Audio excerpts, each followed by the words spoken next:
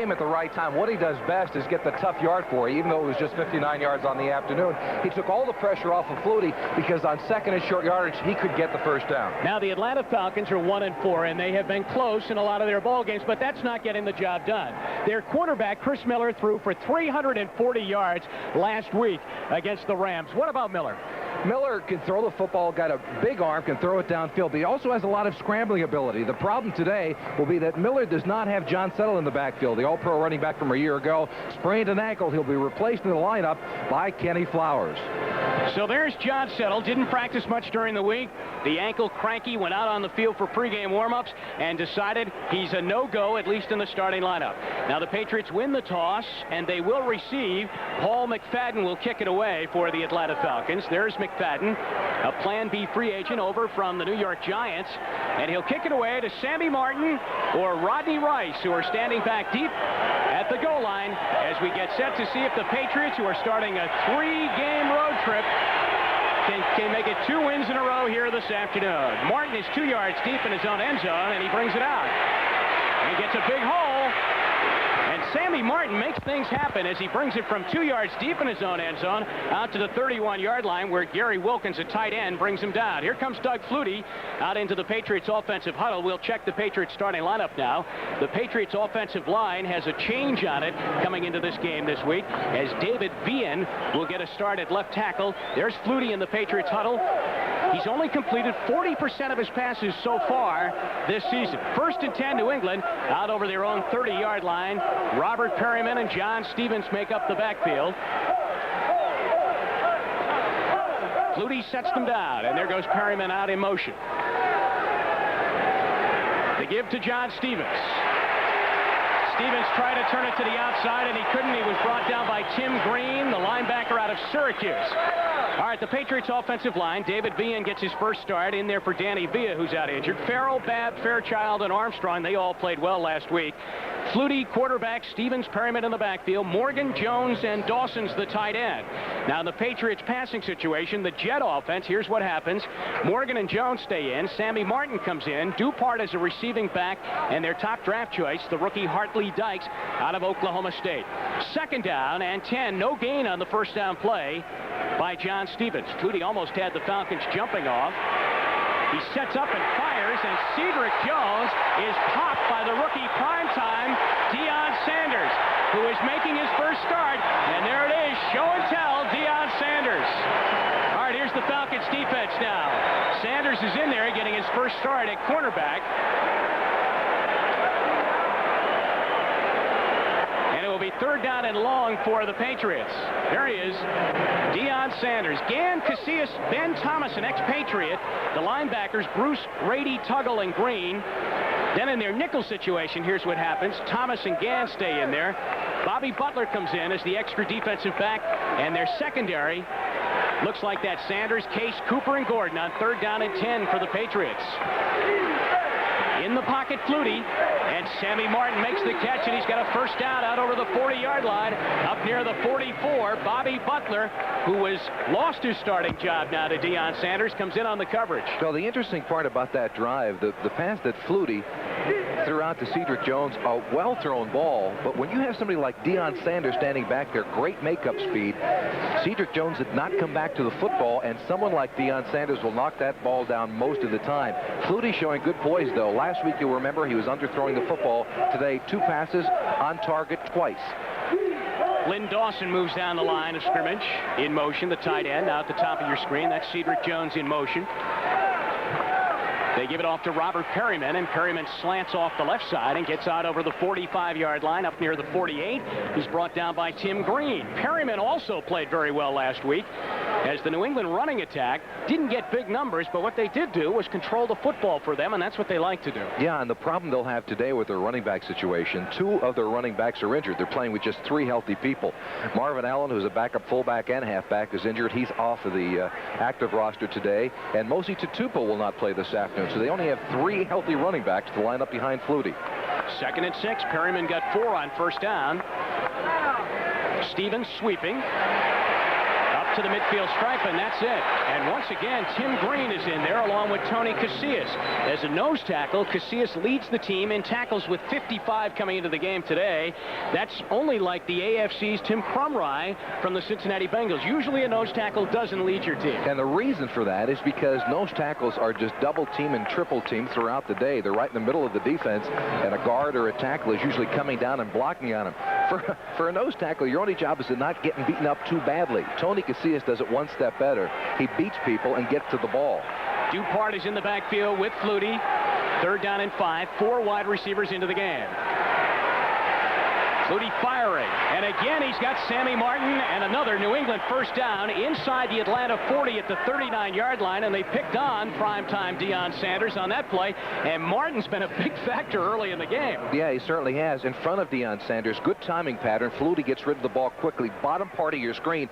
Now the problem here is that Sanders with the great makeup speed, later on in the contest, Flutie had better make sure he gets the ball out there quickly, because primetime is the kind of guy who can step in front of that pass and go the other way with it. 12-yard pickup on that 3rd down play, and Flutie's come up with 2 critical 3rd down conversions, both 3rd and long, and he nailed Martin with passes. Now he's got 1st down, play action, rolling out. Tim Green chasing him, and Flutie does a smart thing as he throws it nose down into the turf, as Green was on him all the way, chasing him to the outside, and Green showed very good pursuit. What Flutie likes to do is get that corner, Jimmy, and he didn't get it there. Yeah, usually what the Falcons want to do is try to keep him into the pocket, because Doug Flutie, a la Joe Montana, throws the football better when he gets outside of the pocket. Tim Green has got to keep that kind of containment to not allow Flutie to get outside. Here they had good coverage downfield. Flutie makes the good decision throwing it into the ground. But for Tim Green, he wants to be chasing Flutie inside, not to the outside. 2nd down and 10. Stevens is the lone back in the backfield right now. And yet New England goes with 3 wide receivers, as we have not seen Irving Fryer play yet here. Fryer injured his knee again last week. John Stevens gets the carry. Loose football. The officials say the play was dead at the 35-yard line. There's 70, David Vienne, getting his first start today. Tim Green picks up the football, but the whistle had blown, and Stevens was down at the 35-yard line. So again, it's 3rd down. He's got about 6 or 7 to go for a first down.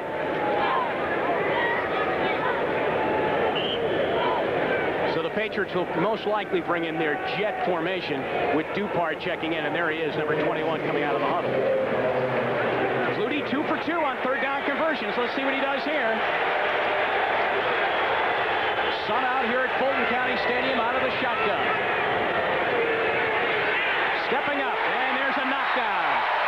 Getting up and knocking the ball down was Malcolm Taylor, a defensive end from Tennessee State. Flutie did not have a ball batted down at all last week, but the week before against Buffalo, he did. Well, Malcolm Taylor is 6'6", 260 pounds. Take a look at it coming from the right part of your screen. The problem with Flutie is not that he's short, that he can't see his receivers downfield. The problem is that the offensive linemen have got to get into the defenders right at the line of scrimmage at their legs to force them to get their hands down, because someone as big as Taylor will knock the ball down away from a 5'9" Flutie a lot of times. All right, Greg Davis, who kicked with the Falcons last year, now with the Patriots this year, a 52-yard field goal attempt with a lot of leg on it. It's good! And he waves a finger over at the Falcon bench to say, there, take that. 52-yard field goal by Davis, and the Patriots lead 3-0. We'll be back. Marion Campbell, who's been in this league for a long time, told us in a meeting yesterday that he has never seen a talent in this league like Deion Sanders. Well, we asked Sanders about that quote, and this was his response. That's accurate, and that is primetime Deion Sanders. He knows he's good, and I tell you, he backs it up on the field, and I never mind that. If a guy's going to talk about how good he is, he comes out and plays, that's fine. How about the 52-yard field goal by that guy, Greg Davis, as Davis was 3 for 4 last week. Sanders waving to the crowd as they announced that he was back deep for the kickoff. The Patriots lead 3-0. Primetime took one back against the Packers, 96 yards, but it was called back on a kickoff from his 2. I would say the Patriots did a very nice job of covering that kick as he goes out to the 25-yard line, and that's where they unpack. Jim Bowman is down on the tackle for New England. Terrence Cooks is there too. Here comes Chris Miller into the Atlanta Falcons huddle. Checking to see if there's a flag on this kickoff return by Sanders. Jim Tunney, our referee. Offside. Receiving team Atlanta is declined. Declined. First down, Atlanta. Here's the Atlanta Falcons starting lineup. That's their quarterback, Ken, Clayton, Dukes, Freilich, and Houston Hoover at the right tackle. Miller is joined in the backfield by Lang, and now Flowers would settle out. A good-looking rookie at wide receiver. Collins, Haynes, and Heller's the tight end. Then in their hawk, their passing situation, Jones comes in, a rookie out of Illinois. Stacey Bailey, Michael Haynes, and Collins are the wide receivers. It's 1st and 10. That's Gene Lang in motion. What I'm going to do. Miller right back on 1st down. Fires, and it is caught. The tight end, Ron Heller, makes the catch. He is covered up by the safety, Roland James, who had a great week last week when he had 12 tackles, and Miller comes out firing on 1st down. The Patriots defense, the front 7, Sims, Gold, Williams. The linebacker, Johnny Rembert, now playing outside, had a great game against the Oilers. Reynolds, Brown, and McGrew. And in the dime situation, here's what happens. Gary Cheater will come in. McGrew goes to a down lineman, so they have 4 down linemen. Rice and Coleman, 2 rookies, come in, and that's their secondary. Maurice Hurst had an interception last week, along with Eric Coleman. 1st and 10 as they get the 1st down on that pass play. Getting away from Sims is Miller. And he fires to Gene Lang, who high steps his way out of bounds at the 46-yard line, and Reynolds chases him out of bounds for the Patriots. The Patriots can just about forget about the running attack for the Atlanta Falcons. They've had trouble running the football for their first 5 games, but now it's settled out. Real problems here, though. There's a blown coverage by the Patriot defense. Number 95, Ed Reynolds, has got to get out to get Lang. He does so late, and Lang gets enough yardage to set up a 2nd and short yardage situation for the Atlanta Falcons. 6 yards on the pass play. 2nd down and 4. Gene Lang now going down to the slot at the top of your screen. Michael Haynes and Sean Collins down at the bottom as they give it to Flowers. Flowers gets a nice run up to the midfield stripe, and then he is gang tackled by the Patriots. Tim Goad, the nose tackle, is in there. Reynolds comes in along with Johnny Rembert. As Flowers goes back into the huddle. Flowers getting in the lineup today. He's out of Clemson, 6 feet, 215 pounds. And recovering from a severe knee injury that occurred a year ago. John Settle came in. Kenny Flowers was the guy, the 2nd-round choice they had thought they were going to use. He had the severe knee injury. And then Settle, a free agent, comes in and has an all-pro kind of a year. That was backup quarterback Hugh Millen signaling the play. 3rd down, 1 from the midfield stripe. They're going to throw. Miller pointing out to a receiver, and boy, is he wide open. That's Gary Wilkins, the tight end, to the 20, down to the 15-yard line.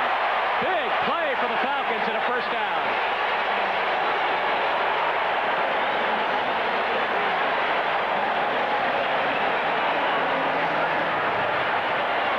The Patriots seem to be confused defensively. They had a man-to-man situation. Look at the secondary. The linebackers are held with that run fake. Miller rolls out. We told you he was mobile. Rembert decides to go after the quarterback, but look at the middle of the field. Gary Wilkins, who really is only used on running situations, was into the contest, and maybe that's what confused the Patriots. They're waiting for that 3rd and short situation, and Miller takes it upfield. He'll do it all the time. Lying out of the backfield on 1st down from the Patriots 15. Miller trying to get away. He does. Flowers can't hang on. The pass was low as Miller was escaping, and he drops it at the 13-yard line. Now, these two teams don't meet very often. They did meet in the preseason this past year. But because they're in different conferences, obviously they don't see each other that often. This Atlanta Falcon team is a completely team that I have been in the past. They're not running the football with any success. It's people like Millen, as you see, running the plays into Chris Miller, and that quarterback, the young Miller, who's throwing it downfield using his tight ends, and now a group of young receivers. The Patriots have got to adjust and forget about that running attack. 2nd down and 10 off the incompletion. I formation in the backfield. Gene Lang, the fullback, now heads out as a wide receiver. They give it to Flowers. Runs right into the arms of a waiting Tim Goad. And he's helped out by Lawrence McGrew. So it will be 3rd down and long now for the Falcons.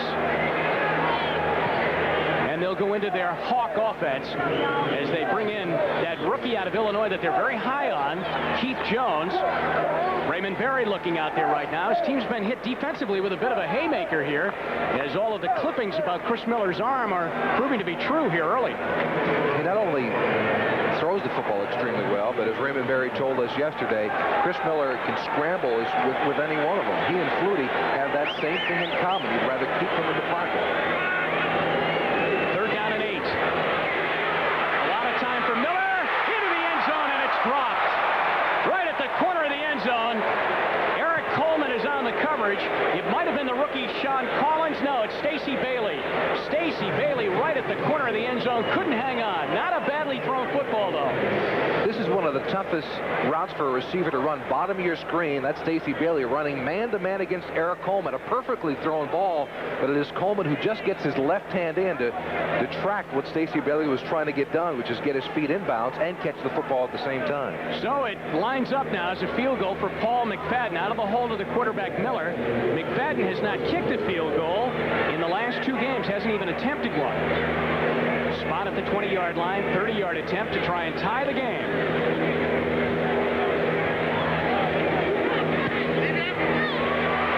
On its way, and it is good. And this football game is all tied up as both offenses move, but have to settle for field goals. It's 3-3 from Atlanta. Jim Donovan and Jimmy Cefalo back at Atlanta's Fulton County Stadium. A pair of field goals now in the game, one for each team, and we're tied. 3-3 as Sammy Martin and Rodney Rice ready to take it back for New England. A shorter kickoff this time, and Martin takes it at his 4. Martin still going, and it is Sammy Martin who is pretty prime time here early in this ball game as he carries out over the 25-yard line up near the 30. And here comes Flutie back into the lineup for his second series. Around the NFL on week number 6, no score from Chicago. Jim Breach has kicked a field goal for the Bengals. Raul Alegre for the Giants. Dallas and San Francisco, no score. Eddie Murray, a field goal for the Lions, in Green Bay and Minnesota. And Herschel Walker expected to play in that one some today. In fact, on special teams, I think, Jimmy, I heard he's going to play some. Yeah, I heard he's going to return some kicks, which is a bit surprising for someone that they've just given 12 players up to obtain. From the 28-yard line, first down New England, 3-3. Theirs was a 52-yard field goal by Greg Davis as Cedric Jones comes down the line in motion. Here's Stevens. Good run by Stevens as he brings it out over the 30-yard line to the 34. That might not look like much, but that's exactly what the Patriots want out of John Stevens. He just picked up 4.5, 5 yards. He'll do that to you time in and time again, and that's why he was an All-Pro last year. That sets up a pass or run situation for Doug Flutie, and you know, he could roll out of the pocket then and do what he wants. Take a look at it. Not a whole lot of a hole for him, but Paul Fairchild, number 66, gets a good block inside, and that allows Stevens to get 4 or 5 yards on him. Actually 6. See, it didn't look like that much. Sneaky, isn't it? Second down at 4 at the 34-yard line. And they go right back to Stevens. And he'll pick up 2 more out over the 35 out to the 37-yard line. Ben Thomas. Ben Thomas is out of Auburn, but he was a second-round draft choice by the New England Patriots. As a matter of fact, when the Patriots got blown out in the Super Bowl by the Chicago Bears, he had a sack in that game for New England. He's bounced around just a little bit, but he was a number 2 draft choice, and the Patriots right now might want to have him back. They can certainly use the depth on that defensive line. He's played well since coming over to Atlanta. Well, New England likes this situation, 3rd down and 1. Everybody likes this situation, especially with a back like Stevens. So let's see what Flutie does. From their own 37. Gotten him to go offside as Stevens blows right through the right side of the line, and he's brought down by Tony Casillas, who also could have been the man that jumped off. Or are they saying that the Patriots went off? Let's check and see. Here's Jim Tunney.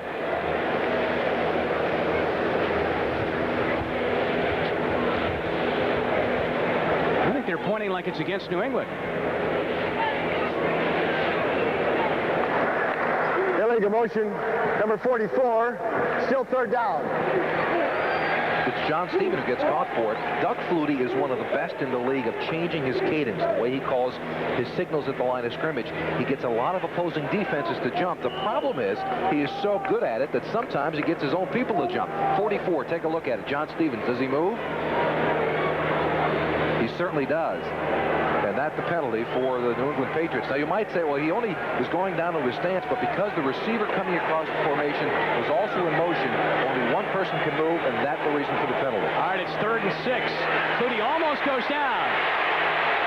Stays up. And a sidearm one ends up as a short hop catch by Cedric Jones as the 40-yard line, but it's incomplete. But a good rush by Marcus Cotton got in on Flutie, but Flutie almost ended up on the seat of his pants. Now, Marcus Cotton is the one who kept him from getting to the outside. Flutie makes the slip. There is some sod put down because when the Braves play here, it's a baseball stadium, obviously, and that's the reason for the slip. But Marcus Cotton is the one who forced him to throw when he didn't want to give it up just quite yet. Sets up a 4th down situation for the Patriots. And Deion Sanders waits for the Jeff Feagles punt. Feagles averaging 38.6 yards. Good high punt. Fair catch called for by Sanders, and he lets it bounce over his head. This is going to end up as a great Feagles punt inside the 5, down at the 4-yard line, and how quickly the cheers turn to jeers. Hey, Primetime turned into good night on that one. He has to come up and catch the football. A big problem by Primetime and a big rookie mistake. It shows you that even though you make a couple of $1 million, you can still be wrong on a football field. 64-yard punt for Jeff Feagles. Here's why. Deion Sanders makes the mistake. You can do this as a punt returner at the 10-yard line. If it bounces behind you, that's the general rule in the NFL, because you can bet on it going into the end zone. Not when you're at the 30, Deion. You got to get the mathematics right, pal, because at the 30-yard line, this thing is just going to roll dead as it does inside the 5-yard line. Big mistake by the rookie. I thought he might have lost it in the sun, but I think he knew where it was going. At the 4-yard line now. Flowers gets out to the 5, the 6-yard line, and then he's brought down by Johnny Rembert. And Kenneth Sims is in there, too, for New England, as the Patriots have Chris Miller and the Falcons pinned in now. A short gain of 3 yards, and it's 2nd down and 7. And that takes away some of the passing capability of Miller. With a young quarterback, you don't want to set him into his own end zone, and force him to try to get out of the pocket. We've said it before, the Falcons' running attack is in shambles. Without Settle in there, they're in real trouble, so it's all on Chris Miller this afternoon. But he has to be a bit choosy right now down in this territory. 3-3 your score. That's Jones coming out of the backfield in motion. Miller right in his end zone, fires for Sean Collins, and did he bring it down? Yes, he did, or did the Patriots pull it off for an interception? Claiborne says he has it. And the officiating crew has not made a call on the field. Now they do. Ball. Raymond Claiborne up with the interception, as it was Collins and Claiborne going up for the football. You can bet they'll be taking a look at this on the replay situation. Claiborne, the 13-year veteran, he's got double coverage. You see he has help deep from the safety. Cuts right in front. And does he come down with the football? Apparently he does, and gets both feet in. From this side of the replay, you really can't tell if Claiborne had possession, but you go with the call on the field. And so unless we can see something different from this replay, it will be Patriots ball. Now, for a period, Jimmy, though, Collins has it right there. Right. Then loses it. Exactly. Then he loses it. You can't tell from this angle, really, if Claiborne has the ball, although it appears that he does. That play will stand. The instant replay official shouldn't take that one away from the Patriots. Well, he is going to get involved in the game, though. The instant replay official, Jack Fetty, is looking at it right now.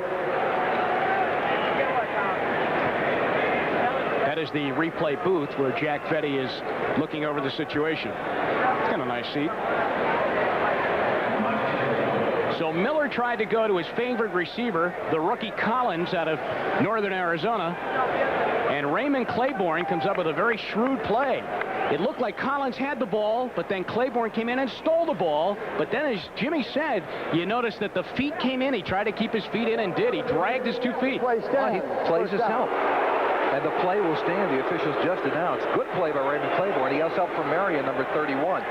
Claiborne has been around 13 years, and quarterbacks who come to the line of scrimmage who have been around for a long time still don't know if he's playing man or zone. He hides it very well, and that's how he confused Chris Miller. Big turnover now. New England has great field position at the Atlanta 27. They go to Robert Perryman, who goes nowhere. The right side of the Falcon defense shuts it down. Mike Gann and Tony Casillas. Jim, coming into this game, Chris Miller had just thrown 1 interception in 153 attempts. And so it is a real play by Raymond Claiborne to take it away. He's a quarterback who will throw it away or run it downfield before he throws the interception. There's Casillas, former #1 draft choice out of Oklahoma.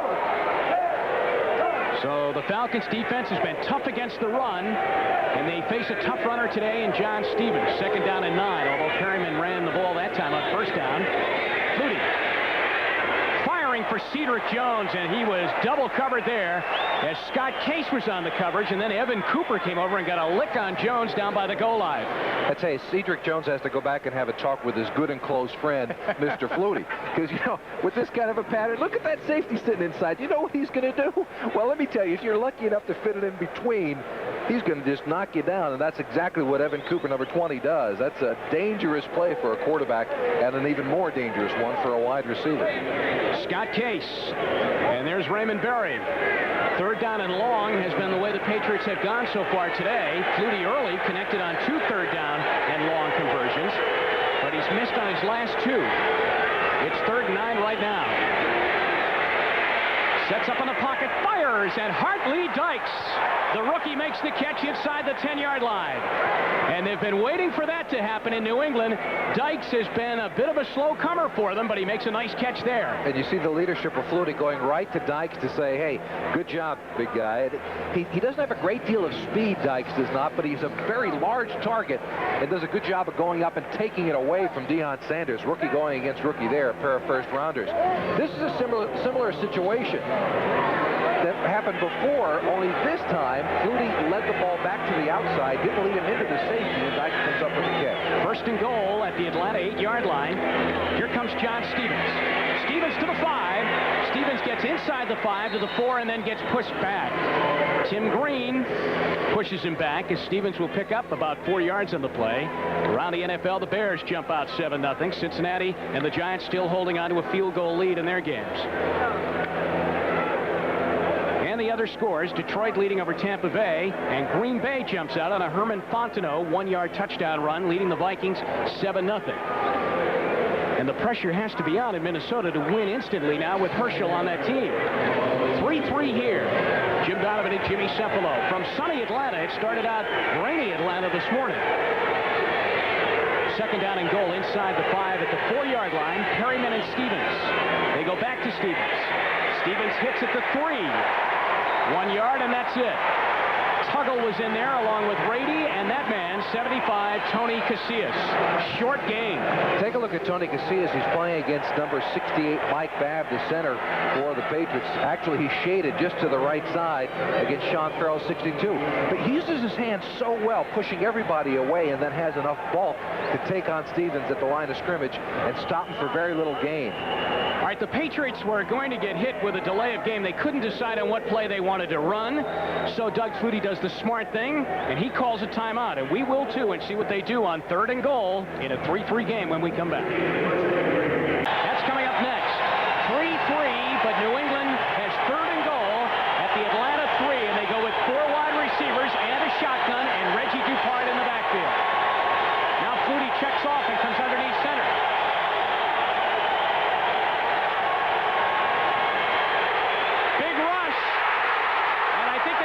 He was in the grasp of the oncoming pass rusher and spotted the ball back at the 11 or 16-yard line.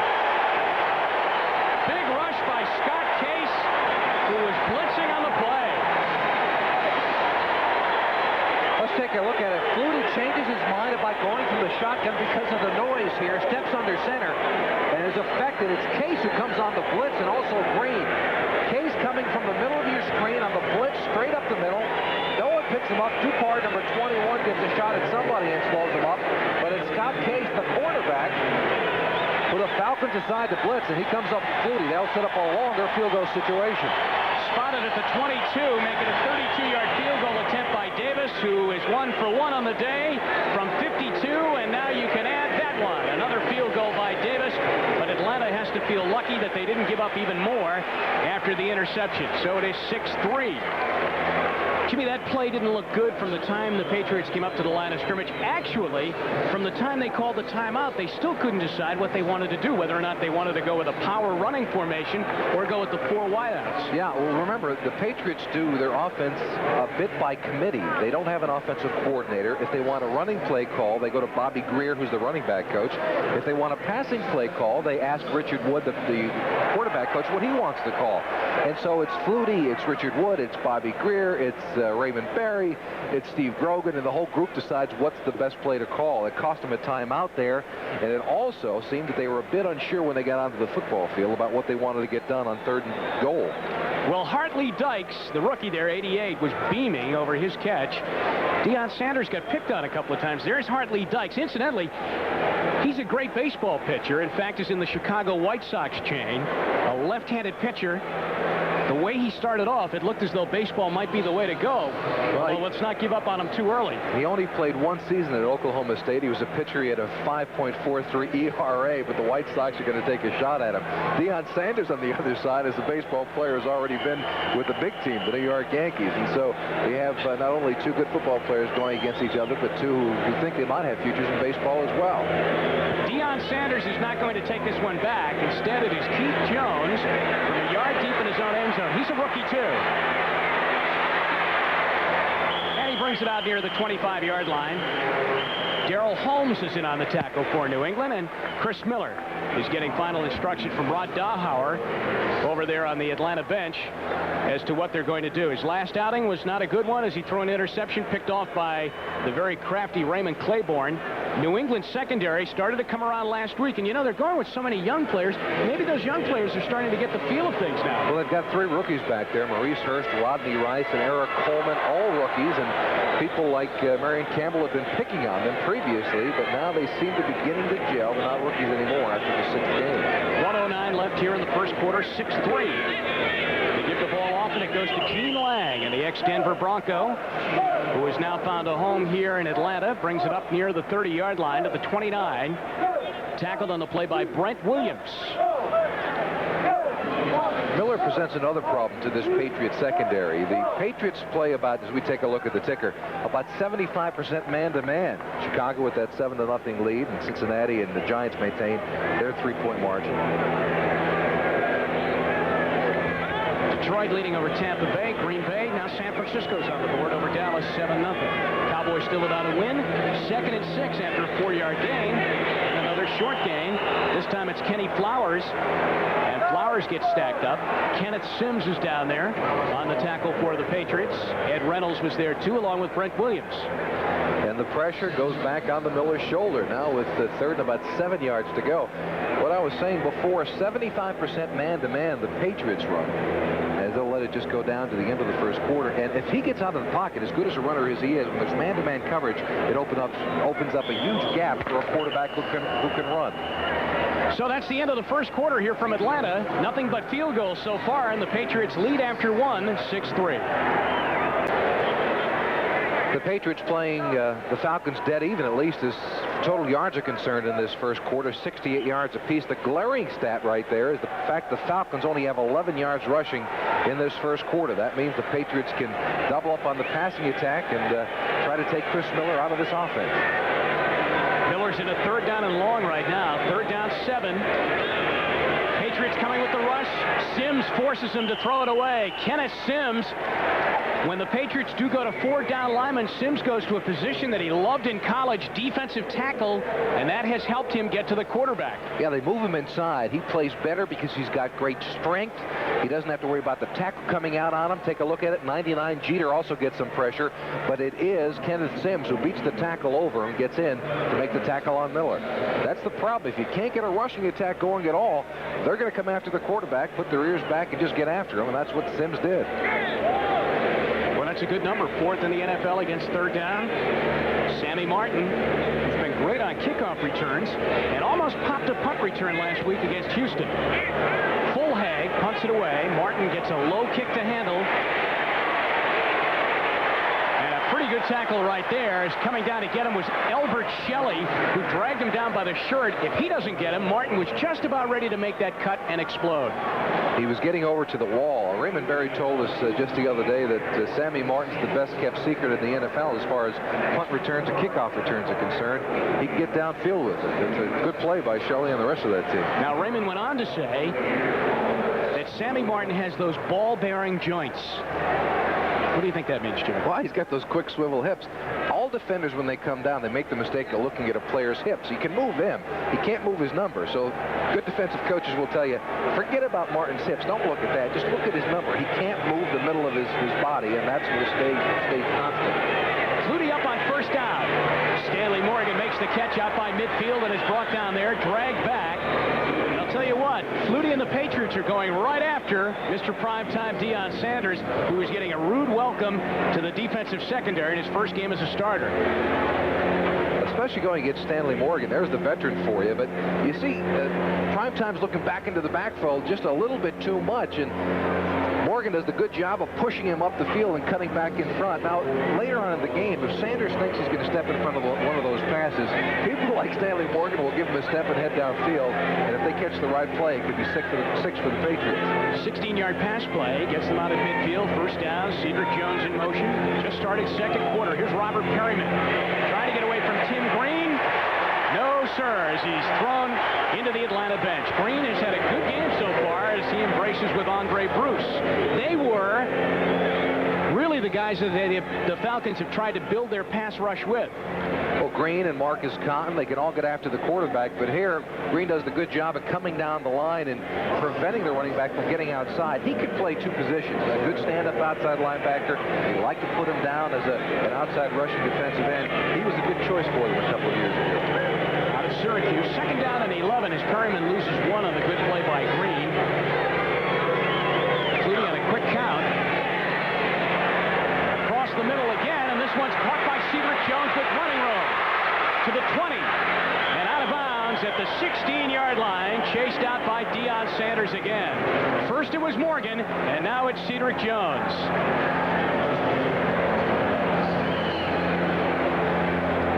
Cedric Jones, the leading receiver for Doug Flutie, one of his best friends on the team, coming across the middle, beating the defensive back right across, who takes a diving angle at it. That was Bobby Butler, number 23. Now, trying to outrun Deion Sanders is virtually an impossibility in this league. Cedric Jones knows that and goes out of bounds. How fast is Mr. Sanders? He runs a 4.240, and that by far is the fastest on this team, and perhaps the fastest in the NFL. They put Sanders on Sammy Martin this time at the bottom of your screen. That was a 36-yard pass play. Stevens sweeping to the outside, waiting for Lynn Dawson, the tight end, to make his block. But the Falcons interrupted the play, threw a lot of traffic in front of it, and he gets down to the 15 and a gain of 1. There's Green again, 99. He's been everywhere today, and Mike Gann is over there too. This is a team that is 1-4, the Falcons are, but they are probably the best 1-4 team in football. When we mentioned that to Marion Campbell yesterday, I said, are you the best 1-4 team in football? He said, well, who are the others? Yeah, who else is 1-4? We had to ensure them that they've played very well. They've played the Rams tough twice. They had Indianapolis. They were leading in the late in the third quarter. They had the Packers beat late in the third quarter, and they've let a couple slip away. Marion Campbell's doing a good job of building a very young team. This has been a problem spot for the Patriots when they've gotten inside the opposition's 20, scoring. Second and 9. Perryman will only get one more, so they're just nibbling off yardage here as Stevens got 1 yard. And now Perryman gets 1 yard, too. Let's go around the NFL on Sunday, number 6, as we watch Tony Casillas unstack after making the tackle. Mike Tomczak hit Neil Anderson for a touchdown. Boomer Esiason has thrown a touchdown pass. In that game, it's 10-0 Bengals. And the Allegre field goal standing up for the Giants over Washington. Steve Young has a touchdown pass as he starts today in way of Joe Montana. Detroit and Green Bay leaders, too. And the Patriots now leading 6-3 at third down and 8 at the Atlanta 14-yard line.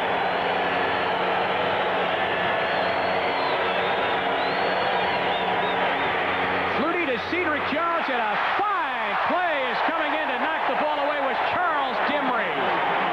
Jones was ready to take it and go from the 5-yard line. The Falcons sent Scott Case again. They blitzed him one more time and relied on Charles Dimray to take it man-to-man coverage. Take a look at it.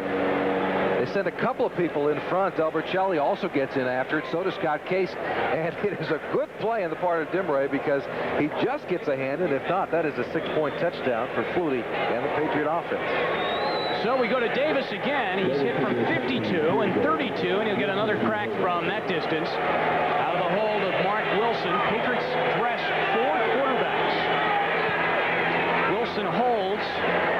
That's his only job. They say he's one of the best in the NFL doing it. He's a very expensive holder, but the field goal is good. Davis scored all of New England's points as they lead 9-3. The property of the National Football League, New England Patriots and Atlanta Falcons, all rights reserved. Greg Davis has been the man for the Patriots' 3 field goals, and he kicks it away into the corner of the end zone. A little indecision there by Jones. Let's see if it hurts him. 15, struggles to get out to the 18-yard line. Marv Cook almost had him back at the 10, but he slipped out of that tackle, and then Jim Bowman brings him down, along with Darrell Holmes. You know, one thing, Jimmy, New England got the 3 field goals, but they haven't been able to get the touchdowns. Well, they continue to get conservative when they get into inside the 20-yard line. That has been a problem the Patriots have had in the past. And, you know, Flutie, they've been running the football, throwing the very little short pass patterns, and they've gotten very conservative inside what is known as a green zone, 20 yards in, the money area. If you ask people like Doug Flutie, whose numbers aren't so bad for only a quarter and a half here today, he'd rather throw the football down into the end zone. So it's 1st and 10 for Chris Miller. He's throwing an interception here this afternoon, and he fires this time across the middle. He's got a man wide open. And it's the catch made by Keith Jones, and the rookie darts out over the 35 to the 36-yard line on a 1st down for Atlanta. They like Keith Jones because he can do a couple of things well. He runs well with the football, blocks with it, and catches it. Look at his hands here. This is a tough play to catch. In between 2 defenders, all hands, doesn't use the body. And one thing Marion Campbell told us about Keith Jones, he says he finishes every play heading upfield, going north, going up the field. A lot of players will be pointing sideways or backwards. Never Keith Jones. He'll run over somebody. He's always pointing upfield. Nice throw by Miller, 18-yard pickup, 1st and 10 at their own 35-yard line. Patriots coming on a blitz. Here they come, and oh, boy, do they get Miller. Lawrence McGrew from one side and Johnny Rembert from the other side make a Chris Miller sandwich. This is the problem when you don't have a running attack. They went man-to-man in the secondary, as we said. 52 Rembert, usually an inside linebacker. This time coming from the outside. A running back picks up the inside backer, but there it is, the sandwich. McGrew, number 50 from one side. Rembert from the other side, number 52. And if the Falcons cannot get some kind of a running attack going, that kind of play is going to be an often occurrence here in Atlanta this afternoon. 10-yard loss makes it 2nd down at 20. Johnny Rembert played very well since going to the outside linebacker spot. Lines up loud now like a defensive lineman. Here he comes again. A screen pass set up, but Rembert getting in there so quickly forced Miller to throw the ball before the screen was set up to Kenny Flowers. Well, this is a psychological play. Rembert beat somebody on the previous play, gets right to the quarterback. This time they say, all right, we'll show Mr. Rembert. We'll run the screen on him, let him in. Only the fact of the matter is you got to hold him up long enough for the quarterback to get a little bit of time for the running back to slip outside.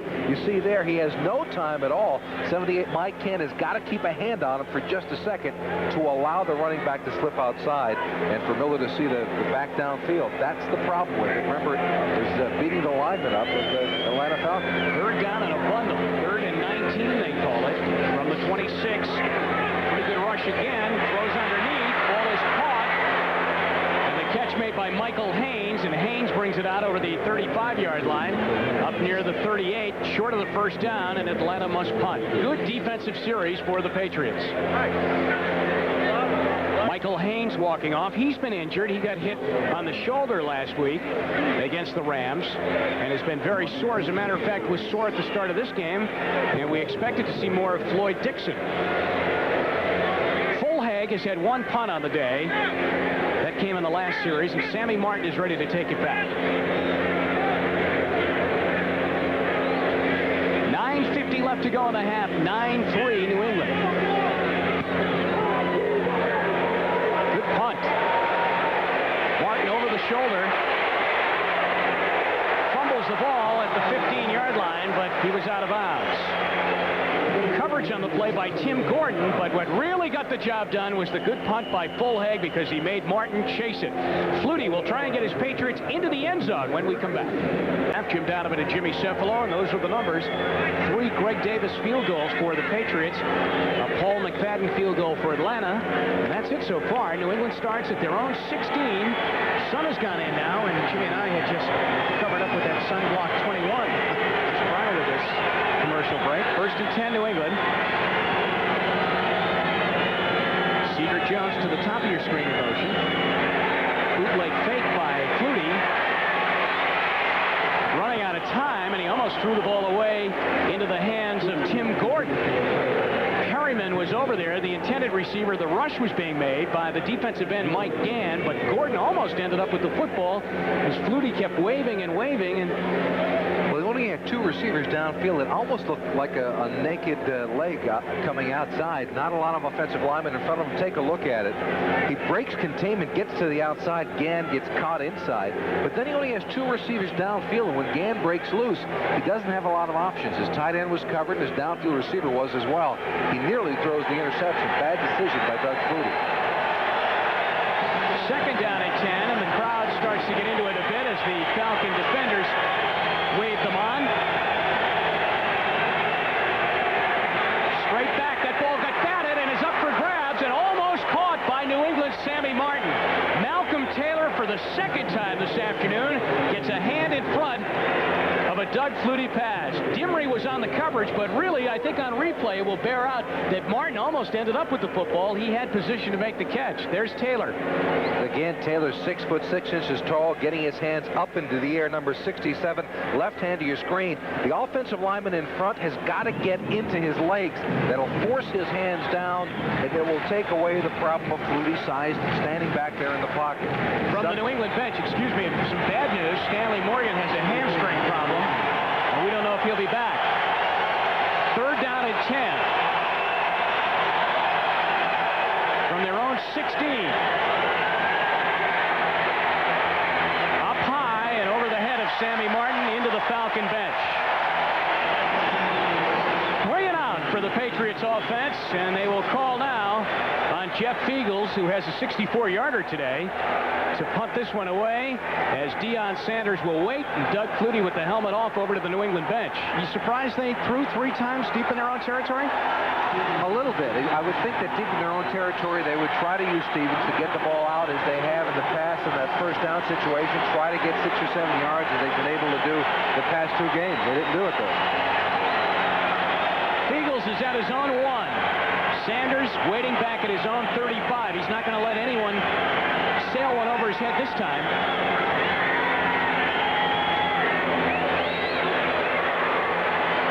He bounces, takes a Falcon bounce too, and hits it about midfield, and Atlanta has very good field position.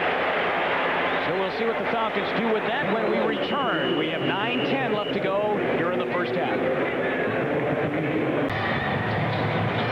Warren Moon has fired a touchdown pass to Drew Hill, and the Oilers lead in Chicago. Cincinnati, their lead cut into by a Pete Stoyanovich field goal from Miami. The Giants have led since the get-go there, 3-0.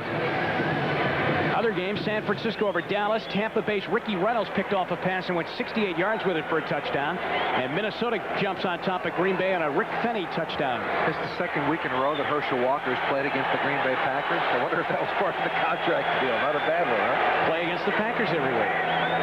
Atlanta with their best field position at the 49. And they give it off to Jones, and Keith Jones gets 1 as New England is playing the Falcons run very well. Tim Goad, 72, the nose tackle, gets a little headbutt after making the play from Brent Williams.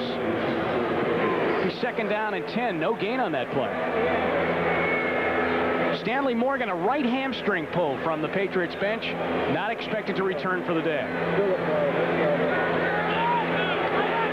Miller walking up to the line of scrimmage, 2nd and 10. They're inside Patriot territory at the 49-yard line. Firing, and it's dropped. Michael Haynes cannot hang on at the New England 45-yard line. And again, the Patriots had a pretty good push into Miller. Brent Williams, number 96. Did a good job against Mike Kent, number 78. Let's try to take a look at it and find out what happened to Miller. This is the pass downfield. Actually, Miller being pressured. 81, Michael Haynes coming across the middle. Now let's take a look at what happened to the quarterback situation. Brent Williams, number 96, getting a good push inside. He's actually beaten Stan Clayton, number 74, to the ball, and that forces Miller to get rid of it a little quicker than he wanted to. Third down and 10. One back in the backfield. That's Gene Lang, kept in to help block. Throwing across the middle. They've got Jones. 10-5, dives just shy of the end zone at the 3.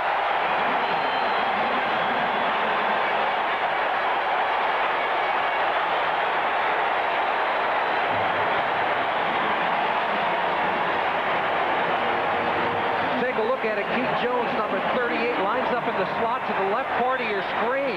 Remember, in the middle, 52 didn't get back far enough. It's man-to-man coverage downfield. Rice, the rookie, is beaten. And if it not for Marion coming over and making the tackle, then Jones get into the end zone. Got a happy Chris Miller making the right coverage, finding the man-to-man with the rookie, Rice, and beating it. 46-yard pass play, first and goal from the 3, and they are threatening to take the lead. To the 2, to the 1, and he can't bang in. Vincent Brown got his helmet on the numbers of Gene Lang and knocked him down at the 1-yard line, and it will be second down and goal. There's Brown making his second start. His first one, he got an A all across the board. He played well. Well, Vincent Brown is someone that when you get to him at the goal line, he does not back up. He's one of the strongest, toughest linebackers the Patriots have had in a long time. And they're really surprised that he wasn't. They weren't able to fit him into the lineup prior to this. But now with a couple of injuries, he's getting a shot. Inside the 1-yard line, second and goal. Miller going to bootleg it, steps up and gets drilled by Lawrence McGrew. Now, what are the Falcons trying to do running that kind of play from inside the 1-yard line? Well, last week against the Rams, they tried 3 downs to try to get in it with Settle. It didn't work. You know who makes this play go? Johnny Remper, because he beats the lineman Clayton to the outside, forces Miller back in. If Miller gets outside of the pocket, he's got the run-pass option. There it is. Remper beating Clayton across, and that forces him back into the pocket where the Bills can pop up on it. And the reason they're throwing the football, they lost confidence in the running game. A week ago, they had 4 downs, 4 shots to get it in. They couldn't do it against the Rams. Third down and goal from the 8. Across the middle, touchdown, but there's a flag. Sean Collins, the rookie, has the score, but there is a flag down.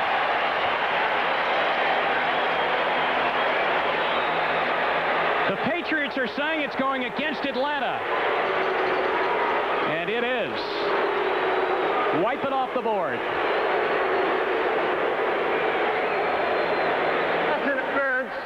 Offense, number 38, still third down. It's on the rookie, Jones. Right side of your screen, number 38. You see him there in the slot, hands on his thighs.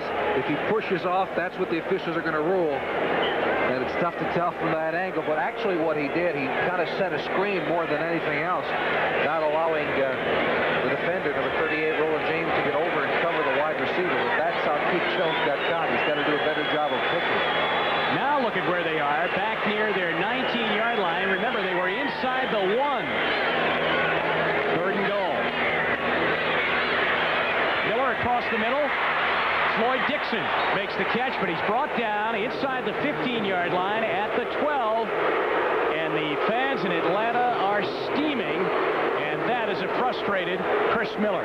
Well, the reason they're frustrated, the reason they're booing is because when you've got third and goal from, the 20-yard line, you throw it one of 2 places, into the end zone or out of the end zone. You don't throw it at the 15-yard line and let him get tackled. I mean, the Patriots just sat back in his zone and dared him to throw it underneath, and that's exactly what Miller did. In a game that has nothing but field goals up on the scoreboard, Paul McFadden will try and add to that. We've had 4. The Patriots have 3 of those. McFadden has 1 for Atlanta. 9-3 New England. The spot at the 20. A 30-yard attempt is up, and it is good. But they are not happy here at Fulton County Stadium as McFadden kicks it through. And it's now a 9-6 game. New England's lead is down to 3. Coming up at halftime, we'll have scores and highlights. Bob Costas and O.J. Simpson. And then the Steve Corson interview will be coming up at halftime, too, with Gail Gardner. Let's go around the league right now and check in on the other games. On Sunday, number 6, Houston maintaining a 3-point lead. The Bengals lead by 7 over the Dolphins. And Washington has tied that game up now with the Giants at 3-3. Detroit on the board 7-3 now, trailing Tampa Bay. What do you think? Tampa Bay, one of the best kept secrets right now in the NFL? Well, Testaverde had started to play a little bit better, not throwing the interception. He was nicked a bit last week, but you've got to give a lot of credit to Perkins. He's really turned that team around in a short period of time. And they lead over the Lions. New England leading here 9-6 on the strength of 3 Greg Davis field goals. The Falcons with 2 field goals. Both teams have had ample opportunities to get into the end zone, but they haven't been able to get there. The Falcons got there once, but it was called back.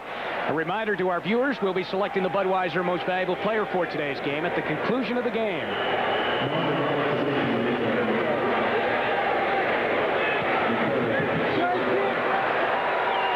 Rodney Rice and Sammy Martin back deep. Martin will take it. Martin gets loose. Over the 30, out to the 34-yard line, and he is brought down by Tim Gordon as Sammy Martin continues to impress in the return game. Doug Flutie gets the final words of instruction from the New England committee over there on the sideline and comes out into the huddle. 5:17 left to go here in the first half. A great defensive stand by New England. The big play, the sack by Lawrence McGrew, helped out by Johnny Rembert when Miller tried to pass on 2nd and goal from inside the 1 and was sacked. The ball out near the 35-yard line of New England, first down. Cedric Jones comes in motion. They give it to John Stevens. He's got some blocking out in front of him. He jumps out to the 40-yard line. He had Paul Fairchild and Sean Farrell leading the way for him. The tackle was made by Jesse Tuggle. He also had Hartley Dykes, number 88, the rookie wide receiver, coming inside to try and block. Irving Fryer, the injured knee, not playing today, and that's one of the things that Stevens and this offense misses. Not just Fryer's passing ability, he's also the best blocking wide receiver in football. On that play, Hartley Dykes misses the block on the inside, and the play gets 5 yards. When had Fryer been in and made the block, it might have gotten 8 or 9. Now, the rookie Hartley Dykes is at the top of your screen. He'll get more playing time today with the injury to Stanley Morgan, as Stevens is stopped after a short game on 2nd down and 4. He gets out to the 42-yard line, brought down by Ben Thomas. Actually, Flutie is going right now because of the injury to Morgan and to Fryer without his 2 starting wide receivers. However, Cedric Jones has been his favorite target of the past couple of weeks and has played extremely well. Well, what kind of game plan have they been able to establish here today? I mean, what do you see here? Well, they've been running the football just as it did last week against the Oilers. When they had to, they've been doing some things well. Flutie has thrown the ball much better today than he has in the past couple of weeks. Raymond Berry told us that, he's getting every repetition in practice. He's throwing the ball better than he had been, and he proved it out there today. We have a timeout on the field right now. It appears as though the Falcons called that timeout, and that's their 2nd timeout that they have used, as Rady comes over to talk to Marion Campbell. Coming up at halftime, once again, Bob Costas, O.J. Simpson, scores and highlights from around the league on Sunday, number 6. And the Steve Corson interview, Gail Gardner handling that. That's at halftime. A year ago, Flutie complained of a sore arm, and it might be able to be traced back to his poor footwork. Flutie throws the ball flat-footed a lot. He doesn't get his feet set, so he's using his arm completely. When you throw a football, a lot of your power comes from the proper positioning of your legs. They brought Richard Wood in as the quarterback coach, and he has helped out quite a bit, trying to get Flutie to set his legs. And this year, at least as Flutie told us last week, his arm is not as tired or as sore as it was a year ago. All right, now there's the committee. Now, Richard Wood, Bobby Greer, and And Raymond Berry was in the background there. That's Bobby Greer. In front of him, that's all of their running plays that he's holding on to. Raymond Berry in the middle. And on the other side of Raymond is Richard Wood, and he has all of their passing plays. Here's Richard. See, he's got the white sheet up to his mouth. He's got the passing plays. It's 3rd down and 1 with 4 minutes to go here in the first half, and New England leading 9-6. Well, they'll pass on 3rd and 1. Flutie to Hartley. Dykes incomplete. Good coverage by Bobby Butler, who lost his starting job. One Florida State guy to another Florida State guy. He lost it to the rookie primetime Sanders.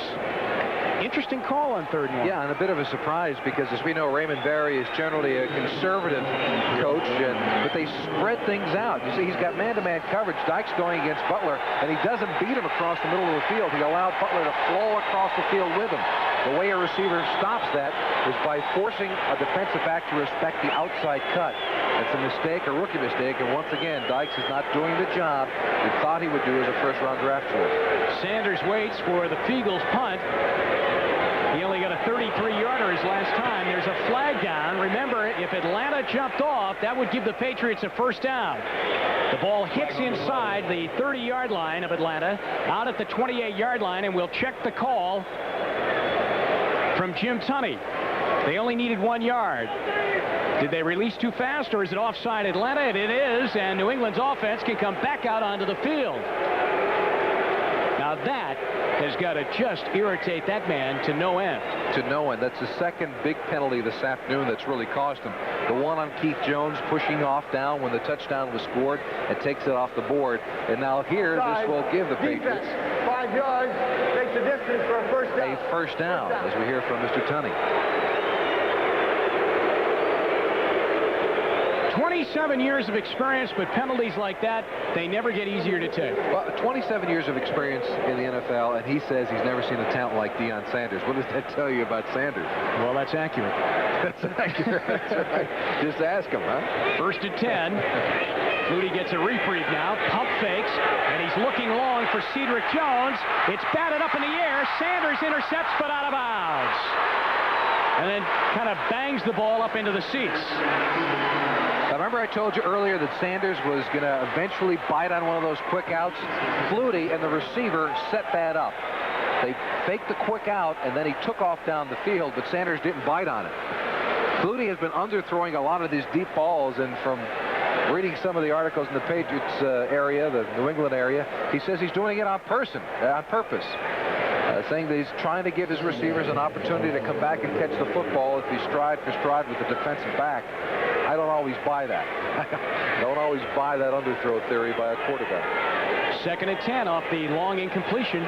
3:41 left here in the first half. Sammy Martin comes in motion, and the pitch goes to Reggie Dupart.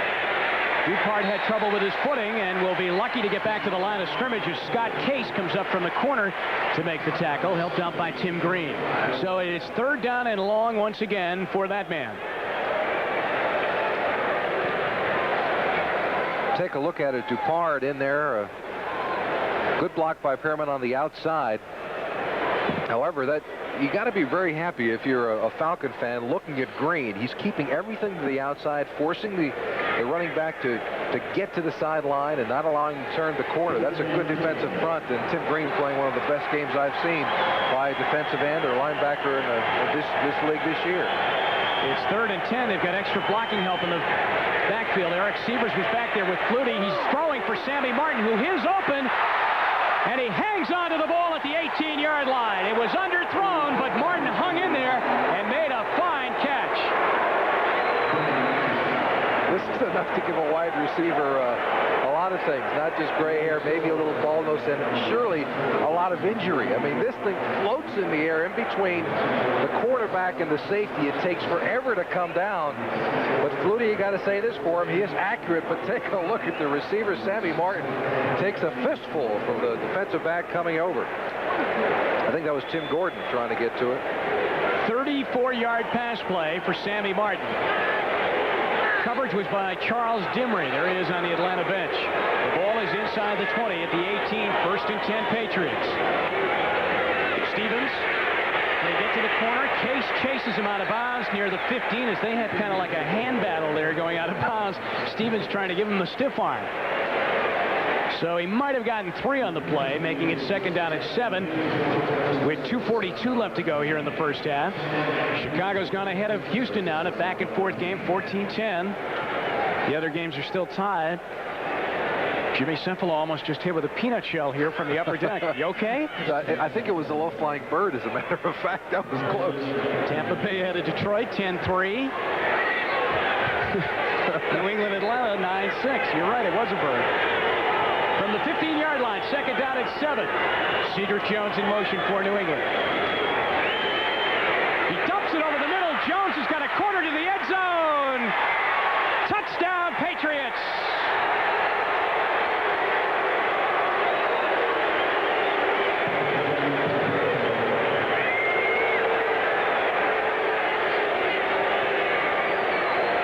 Out what happened to this Falcons secondary. There's Jones coming inside. See, they send the tight end through the middle. Someone makes the mistake of not getting back off into the middle of the field, and eventually it's Deion Sanders who comes to try to help out. What the Patriots do, though, they send the tight end straight down the field. Take a look at it. And then they sneak the wide receiver back into the middle. He was surprised because someone's supposed to be in the middle to try and pick him up. It's Deion Sanders who comes over eventually, and Scott Case, but not before Jones gets the score. Number 41, Tim Gordon, was blitzing on the play from his safety spot. Let's see if they are going to check this and see if Jones got in. Stands as a touchdown. Yeah, they were checking it. Jack Fetty took a look at it and said that Jones was indeed across and in for the touchdown. Davis for the extra point, and our first touchdown of the afternoon. And a good read by Doug Flutie. Kick is up, and it is no good. Davis misses the extra point. After he was having a fabulous day kicking field goals, he's 3 for 3. He misses an extra point. And New England leads 15-6 with 2:35 remaining here in the first half. And that could eventually become a big play, the 9-point spread instead of the 10-point one. Davis is an interesting story. He was having a bit of a rough year earlier on. He sat down with Raymond Berry. Raymond Berry said to him, "You're going through some of the same things I went through when I was a player. In my second year as a player, I had some misgivings about my performance. You've got to take it and get some confidence because you're a good kicker." And he's come out and played much better since that conversation with Raymond Berry. It gives you a little bit of insight as to what kind of a coach Berry is. Very low-key, but this team loves him. I mean, player after player, they just love Raymond Berry.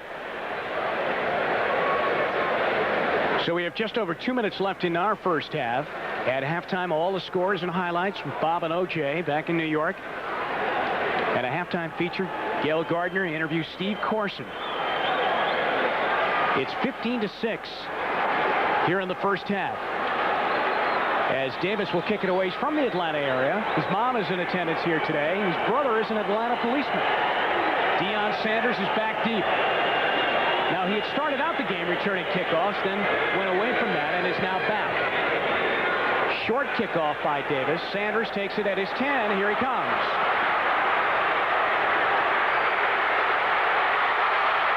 There he goes. To the 40, and finally dragged down by Maurice Hurst.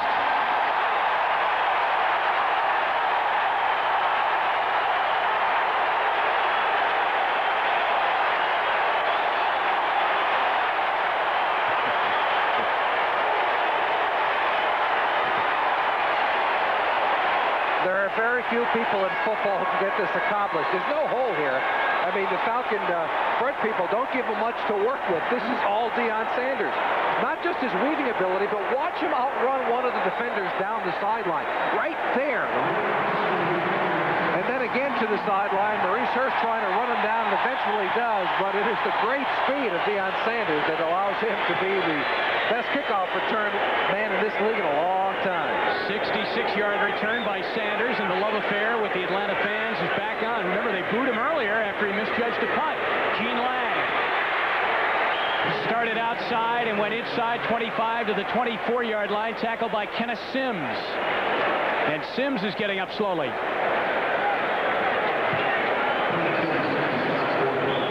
touchdown waiting to happen every time he touches the ball, and he almost did it there. What did Dion think of that? That's accurate. 2 minutes to go in the half. We'll be back. Prime time is on.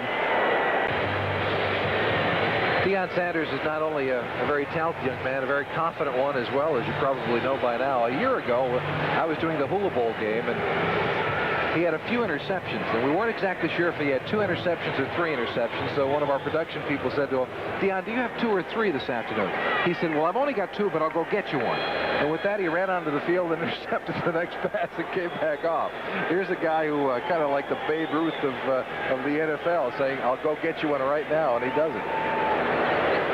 A 60-yard kickoff return, and the Falcons have it 2nd down at 3 with 2 timeouts remaining on their side of the ledger.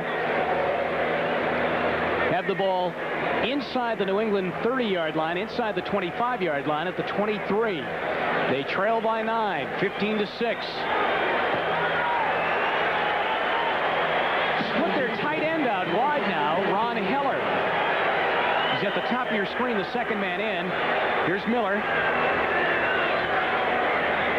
Draw play, Lang. Lang inside the 15, down at the Patriot 11-yard line. Gene Lang runs into Johnny Rembert, but not before he gets another first down and a good run.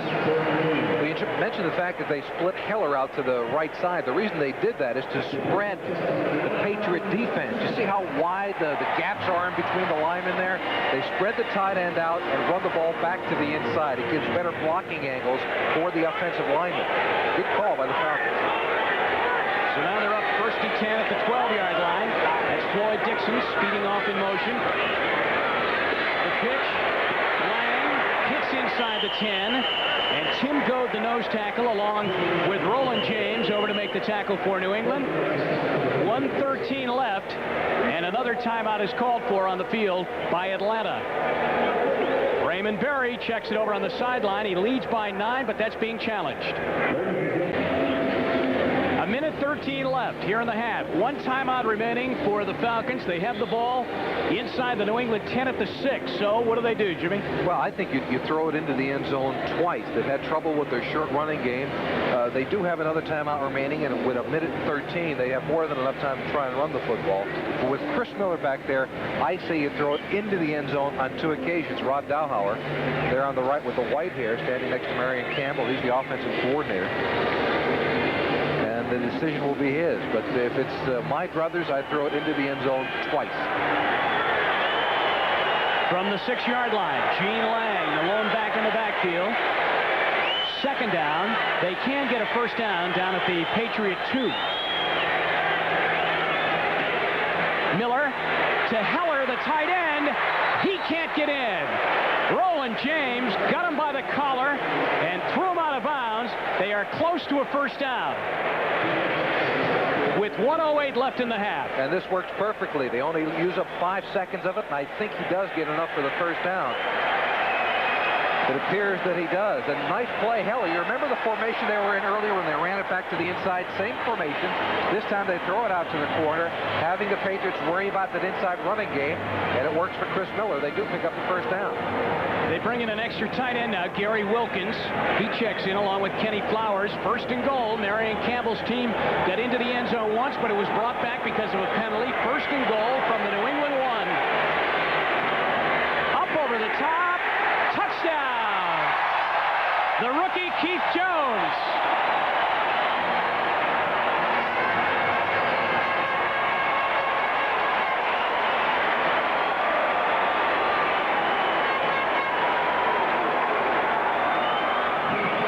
Falcon running attack handicapped because John Settle, the All-Pro, not in the lineup today. And who do they go to?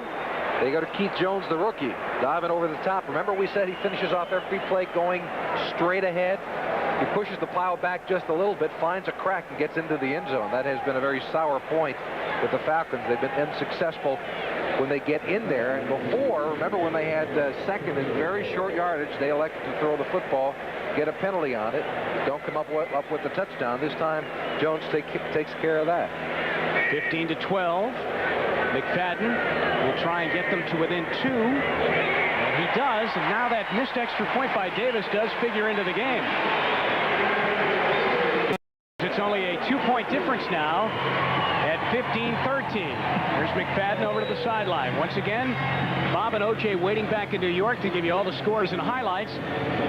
Gail Gardner with a Steve Corson interview, halftime feature.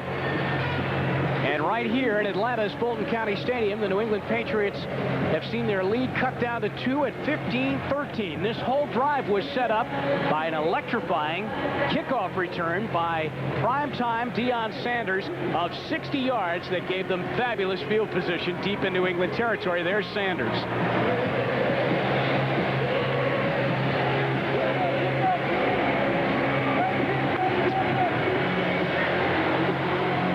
Saturday, join NBC for the final round coverage of the Walt Disney World Oldsmobile Classic. The beautiful and demanding courses of Walt Disney World will challenge some of the best pros on the tour, including two-time U.S. Open winner Curtis Strange, Fuzzy Zeller, Players Championship victor Tom Kite, and this year's leading money winner Payne Stewart. $800,000 up for grabs, just over a 9-iron away from the Magic Kingdom. Jimmy, that's coming your way next Saturday right here on NBC. Easy for you to say a 9-iron, right? It depends on how hard you can hit a 9-iron. Sammy Martin has to run around this kickoff, but he gets it and gets drilled by Tim Gordon at the 11-yard line. But a great kick by McFadden sent Martin way over to the right corner of his own end zone to have to get it. I think that's the way you have to kick to Sanders, too. You got to make him move laterally. Well, as he told us yesterday, he said the problem is so many people are kicking to the corners and forcing me to come all the way across field to find the gap. That's exactly what they did to Martin that time. He's pretty impressive. You can tell when teams start kicking to the corner of the field that they have some respect for the return man. Now, the picket line they have set up is all the way to the other end of the field. Nice play on the part of Gordon. He gets past Marv Cook, number 46, and submarines Martin to make the play. With a minute to go, field position at their own 12-yard line. What do? You have a 2-point lead. Just run it out?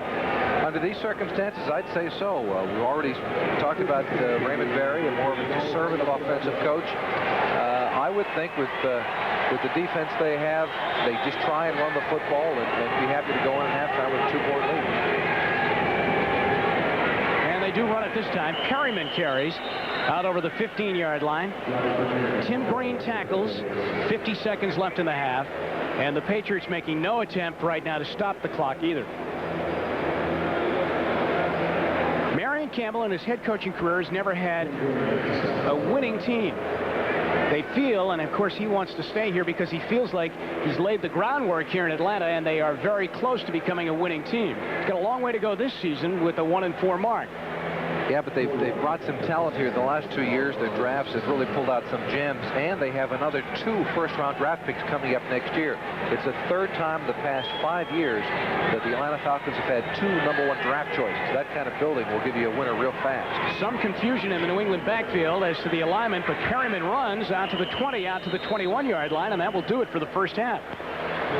Running down, and that's it. The New England Patriots will leave the field ahead here in the first half, 15-13 at 15-13 New England. And we're underway. Jones will take it at his own 5-yard line, having to run across to get it. And he had a bit of an alley, and he brings it out over the 30 to the 34-yard line. Sammy Martin is in on the tackle, along with Eric Sievers, a tight end for New England. There's Martin, who is just a fine player on special teams, both sides of the ball. Chris Miller and the Falcons had a touchdown call back when he connected on a touchdown pass, but it was wiped out by a penalty, and it was on the rookie Jones, who later scored for the Falcons just before the end of the first half. 29-yard kickoff return by Jones. And Kenny Flowers start in the Falcon backfield out of the I formation on 1st and 10. Miller going long for Collins. Stretches out, but can't pull it down at the 25-yard line. It's been a good battle today between Collins and Raymond Claiborne, a battle that let that man Claiborne one earlier when he stole a pass away from Collins. Well, he wins most of them. Take a look at it. Man-to-man coverage all the way down the field. Collins turns this thing into a pure foot race, which a receiver never, ever wins. Not on any occasion did he ever give him a little bit of a jiggle at the line of scrimmage. Now, the fans here thought that Claiborne should have been called for interference, but it didn't appear from that angle that Sean Collins should have gotten the call. Here's the rookie Collins. He was a #1 round draft choice, too. They had 2 picks in the first round. Sanders was their first pick, and then Collins after that. Lang out of the backfield in motion, 2nd and 10. Miller with a lot of time and a big opening hits Floyd Dixon. Dixon out to the 40, to the 41, and he'll be shy of a first down by about a yard. Maurice Hurst is over on the coverage for New England. Dixon ran a pattern and a half against Maurice Hurst. He faked coming across the middle, then stopped and redirected himself, and was wide open on that play. Dixon in there now for the injured Michael Haynes. Haynes been bothered by a shoulder problem. Played in the first half, then came out, then went back in, but so far we've seen Dixon here at the start of the second half. It's 3rd down and 2 on the Falcons' first possession at their own 42-yard line here in the second half. Collins going to the top of the screen now as we look at Chris Miller.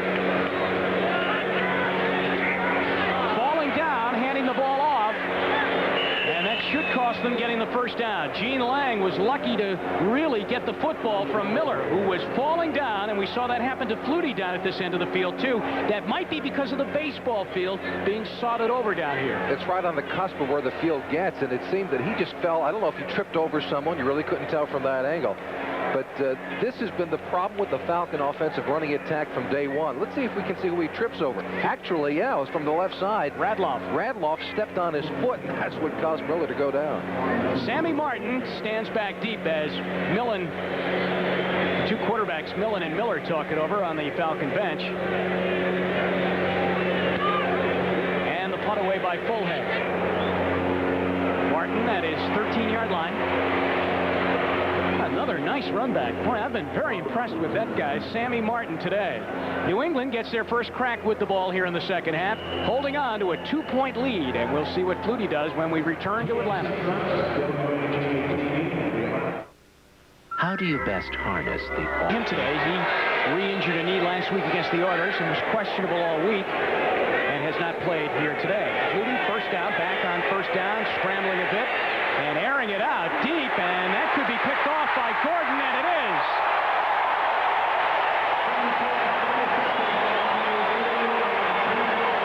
First and 10 Atlanta at the 26 as Tim Gordon had that ball thrown right, really, Jimmy, right to him. Yeah, that was the first mistake, big mistake that Flutie's made in a couple of weeks.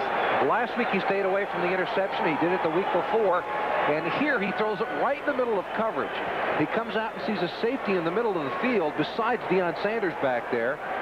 Gordon is also standing in the middle, and there's absolutely no chance for Martin to make that catch.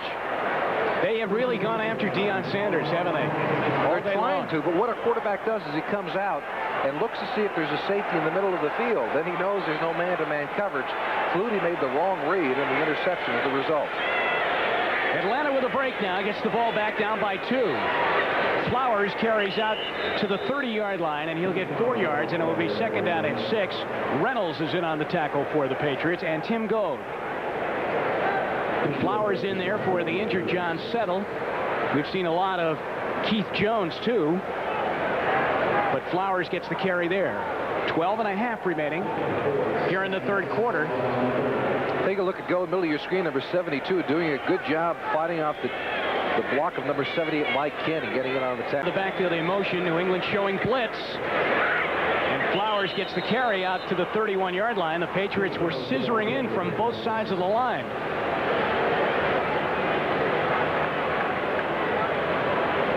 Goad coming out of the lineup now as it will be 3rd down. 3rd and 4 for Atlanta. Chicago just added to their lead. Tomczak throws a touchdown pass to Dennis Gentry. Cincinnati up by 10 over Miami, and the Giants lead 6-3. San Francisco by a touchdown over Dallas, tied at Tampa Bay, and Minnesota leading over Green Bay 17-7. 15-13 here, and a big play for the Falcons. 3rd and 4 as Jones goes down the line in motion. Miller to pass. Rolling out. Patriots getting to him. And they sack, but give the secondary a lot of credit for that one. Getting in there was Brett Williams, 96, along with McGrew and a host of others, but Miller had nobody to throw the ball to. Well, he needs to have a conversation with his offensive linemen. They had the planned rollout. That was absolutely planned. He had two big linemen in front, and they kind of stood there. They might as well give him a hot dog here. Take a look at it. Right side of your screen.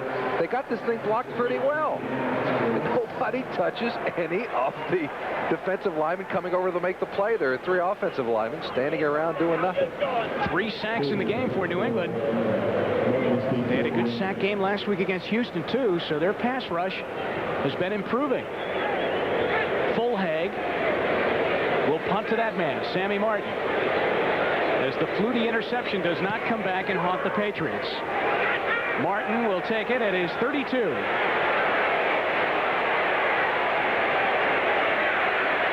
Heck of an effort. Late flag goes down, too, and there are a lot of Falcons around that play. Martin made the catch on a 45-yard punt by Fulhag, and I don't know what kind of return the Patriots had set up, but he tried to go way outside and then cut it back up the middle. Face mask, Atlanta. So that will help out the Patriots field position, too, as Face mask, number 95 on the kicking team. It's 5 yards. It'll be first down. A 5-yard penalty. It was an inadvertent grab of the face mask, but Martin is still on the ground. Let's take a look, see if we can find it. Martin, number 82 on the punt return. And there's the grab of the face mask, and he does get pulled down to the ground. It'll be a 5-yard penalty. We'll be back to Atlanta right after this. As Halloween approached, the Phantom of the Fridge. It's $1.1 million a year, and that's a lot of money to pay for an emergency backup quarterback. John Stevens coming near side. Boy, did the Falcons have that well read. And he finally goes down. Evan Cooper comes in there along with Rady, the linebacker, 59. I mean, they were all there, and Ben Thomas was there, too. Well, the Falcons have been much maligned defensively, especially against the run. They're 26th against the rush in the NFL. And here against Stevens doing a good job. You see 83 Cedric Jones trying to hold off one of the defensive backs. Even Cooper, however, comes over and makes the play. Nice play by the Falcons secondary. Loss of 2 for New England. Second down and 12. 10-15 remaining here in the third quarter. It's 15-13 Patriots. Each team with a touchdown. Flutie sets up. Ball is back now at the 41-yard line. He's been in the pocket all day. Up in the air it goes, and it's picked off again. To the 50 to the 46-yard line, Evan Cooper comes up with the football, and Atlanta's got the ball back. That ball had a lot of air underneath it. That was a wobbler. Yeah, it was a wobbler, but Hartley Dykes has got to get across the middle of the field. I mean, if you're going to play in this league and be a wide receiver, that's part of the job. And under these circumstances, Flutie had a hole in the middle of the field. Hartley Dykes has got to get after that football. He's got to knock it down. Middle of the field is the most dangerous pass there is. I'm not absolving Flutie of the deal because he was a little off target, but he had the right side to go to it at. Let's see what Flutie had to say about this. He's getting after it, huh? Last week we saw him get in a push and shove match with a very big William Fullers, and now he chases down Cooper on that tackle after the interception. He's thrown 2 in a row now. So the Falcons get it back now deep in New England territory at the 47-yard line, trailing by 2. Miller dumps it off. The tight end Heller fumbles the football. Fred Marion kicks it around, loose football, and I believe Lawrence McGrew might have come up with it for New England. It is in a rash of turnovers in this football game. Interceptions, interception, and now fumble. New England gets the ball back almost from the original line of scrimmage from where Flutie threw that last interception. Yeah, the Falcons cross 2 receivers over across the middle. Heller gets it in, and it's McGrew who actually knocks it out initially. This is a double good one for McGrew, huh?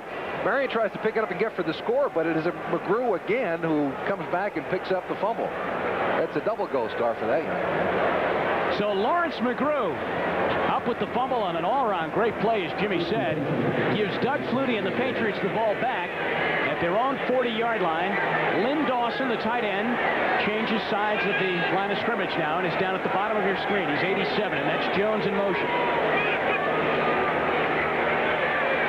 Staying up top Flutie fires, and this time Hartley Dykes makes the catch across the middle and is into Atlanta territory at the 48-yard line, where Scott Case brings him down. And Hartley Dykes, the mistake before, not getting across the middle quick enough to bat down that Flutie pass or make the catch, this time does the good job of coming across the middle, because again, you're not a real NFL player until you come across the middle and catch the football. Well, he took the wrath of Cefalo on that last play. You know, brutal attack. A brutal attack. It's tough. You know, being a receiver in this league is not an easy thing to do. And the only tough thing they ask you is come across the middle and catch the football. Well, working with you these last 4 weeks, I have learned not to take that route. Stevens is open. Tries to make a one-handed catch at the 16-yard line, and he can't come down with it. Out of bounds, and it's incomplete. And it will be 2nd and 10 with 8:57 left to go here in the quarter.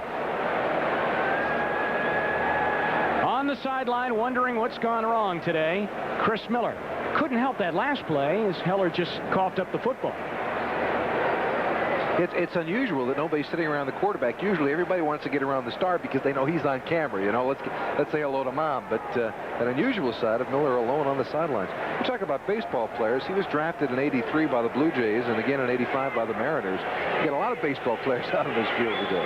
He's a shortstop, whereas Hartley Dykes is a pitcher. 2nd and 10. Flutie. This time he's going to run and actually bumps into his own man, as he bumped into Robert Perryman, and Perryman upset the run, but Flutie gets up near a first down inside the 40-yard line of Atlanta, down at the 38-yard line. Good decision that time. The first time he's taken off with it today. Yeah, well, one of the problems, if you're going to try to keep Flutie into the pocket and you rush from the outside, as you see, that's exactly what the Falcons are doing. You leave the middle of the field wide open, and if he doesn't run into Perryman right there, he picks up the first down. But still, the Patriots will take it. They've got 3rd and a short 1 to go. 3rd down and 1. Last time they came up in this situation, 3rd down and 1, they tried to throw and didn't come up with the first down. 2-back set.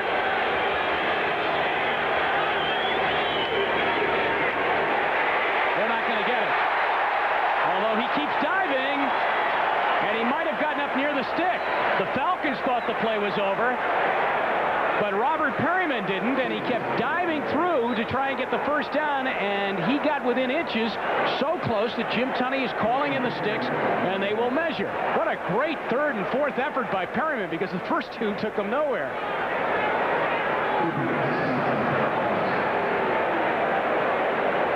They needed to get right at the 36-yard line. And that's all Perryman. He got it.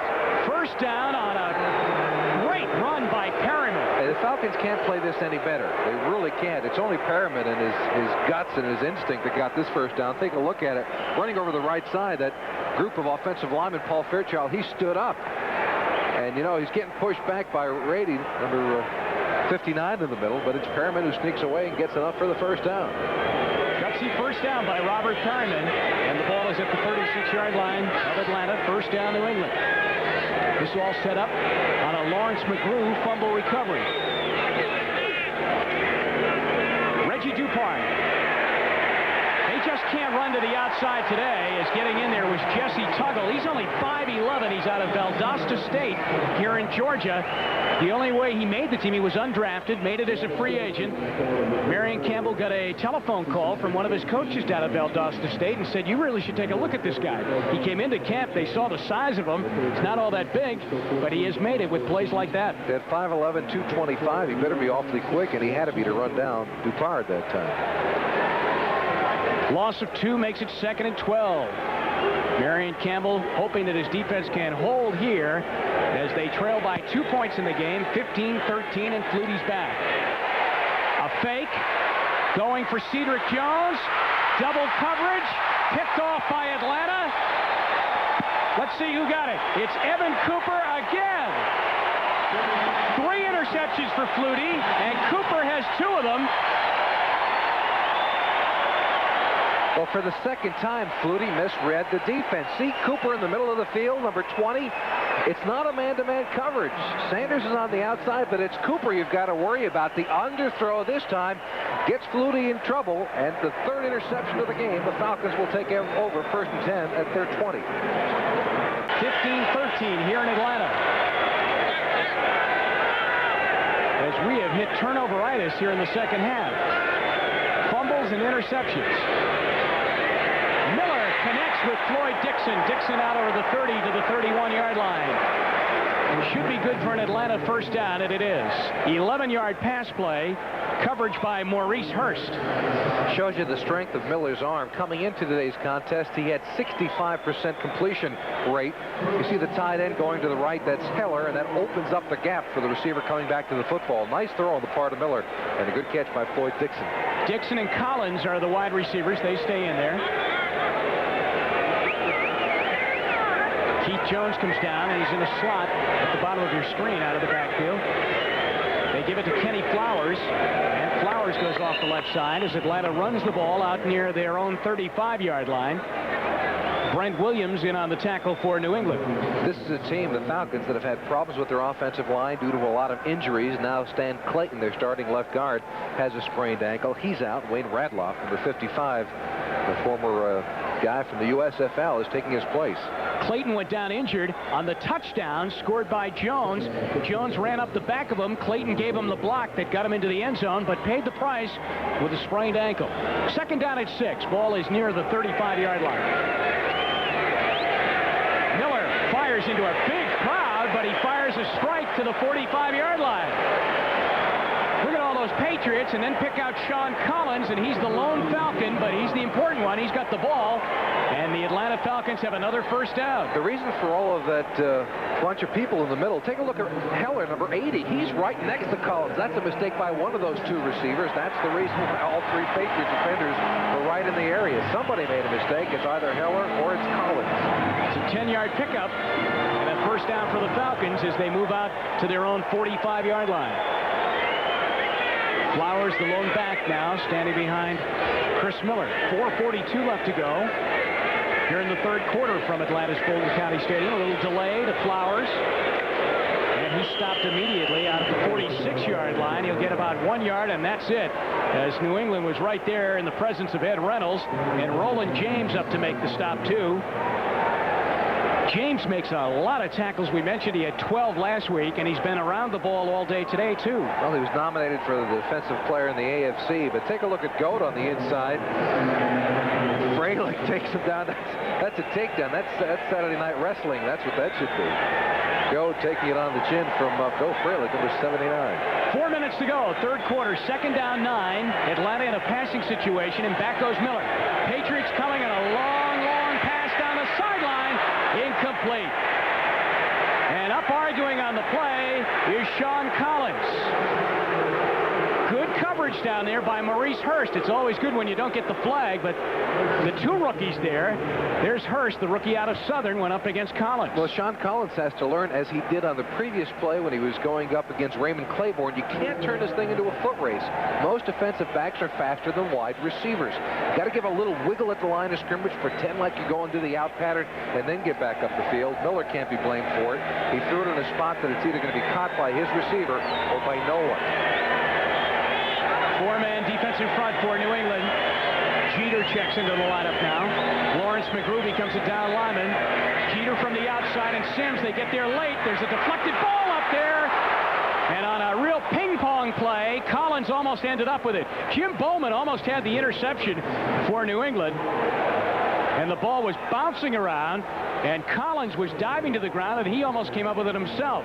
Atlanta, after moving the ball out to their 45-yard line, cannot come up with another first down, and this drive is over. They'll punt. Once again, there are two receivers right in the middle of the field. There's Collins, but there's also Keith Jones, number 38. And when you put two receivers together in the field, you're going to wind up with a lot of traffic defensively. And Chris Miller's been fortunate twice that he didn't get the thing picked off. Sammy Martin, who got face masked the last time he tried to run one back, is okay and back into the lineup. Takes the ball at his own 2. And will land short of the 20-yard line. Now, that ball certainly would have gone into the end zone and out of the end zone, but instead, Martin opts to run it out, and New England is pinned in their own territory, protecting a 2-point lead. Hey, guys and grills, got some party time tips for you from Extra Gold Draft. First, never party with anything less than the full-tilt taste of Extra Gold. This is serious. That's always a bunch of nonsense. You know, if someone's going to say it, stand up and be a man about it.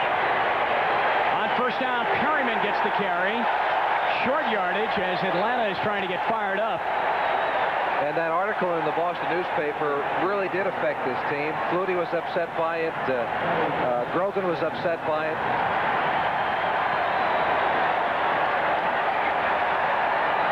The lifeful wide receiver in the NFL. That's Hartley Dykes going to get Scott Case. See, defensive backs get mad when you try to cut them at the knees. Now, this is strange psychology. This is the Case, the veteran, trying to tell the rookie not to cut him at the knees. Now, if he goes downfield, do you think Case is not going to knock his block off if he can? I think he is. Yeah, I think so. Second down and 8. Cedric Jones in motion. Flutie is 1 for his last 13 as Stevens goes over the 20 to the 21 and runs into the arms of Tony Casillas and Robert Moore. And New England will come up third down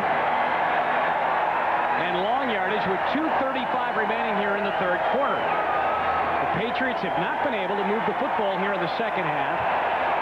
Flutie has thrown 3 interceptions here in the second half.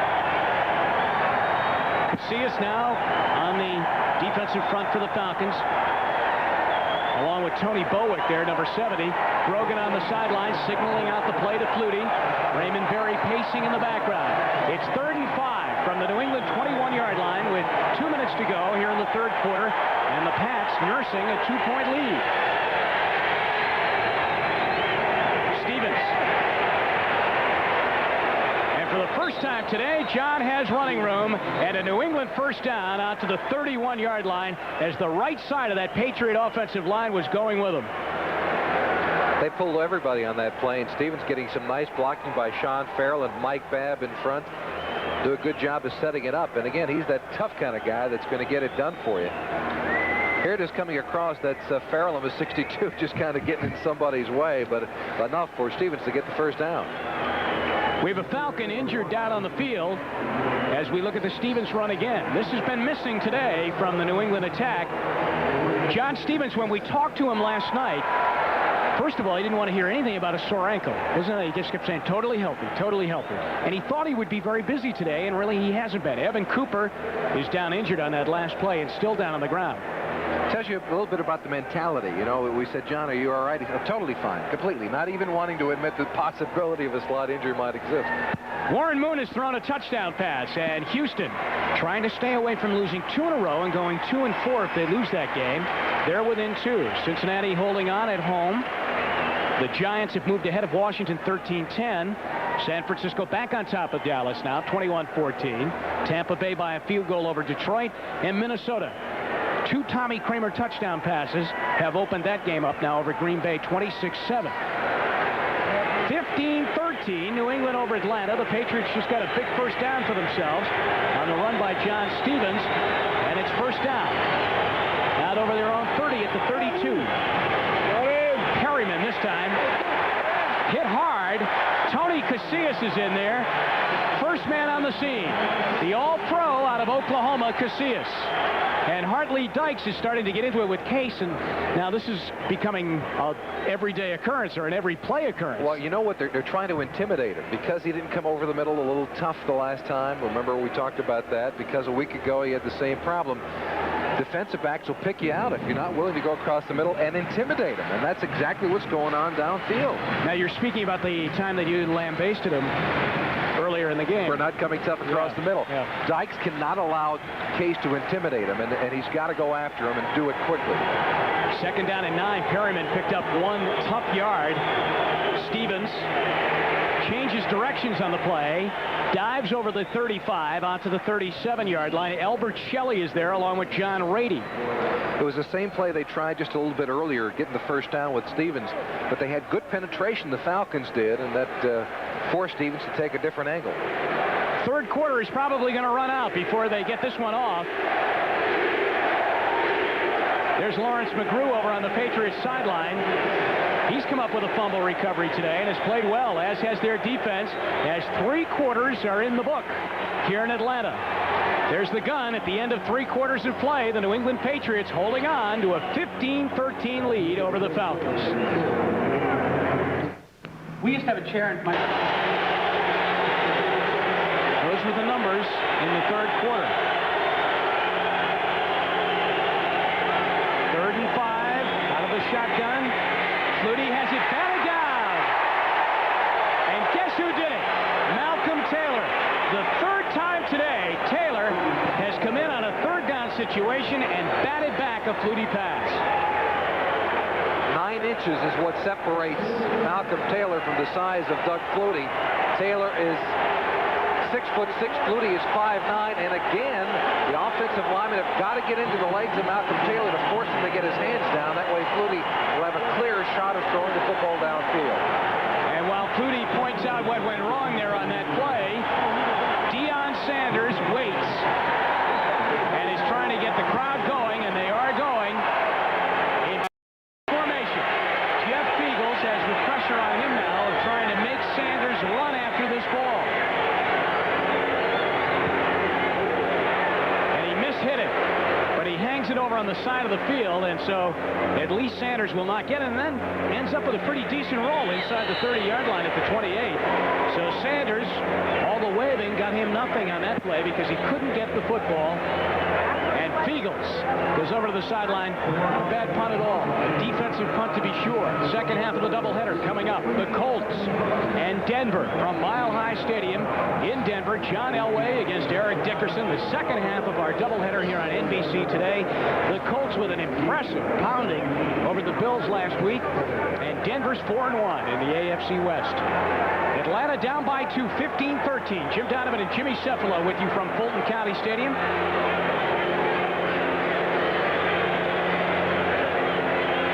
Checking into the lineup, George Thomas at wide receiver now as Miller looks across the middle, and Keith Jones makes the catch and then has it knocked away by Fred Marion.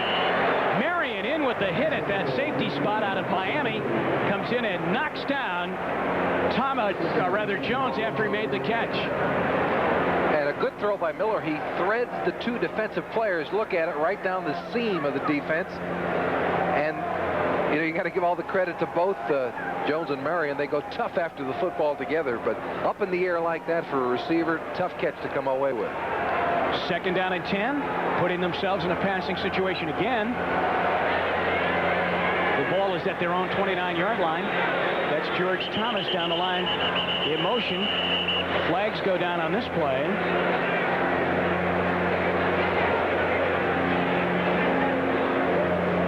We haven't had too many penalties in this game. Atlanta had a big one. It cost them a touchdown. Reset the clock to 12 seconds, please. 12 seconds. Jim Tunney asking the clock to be reset at 12 seconds.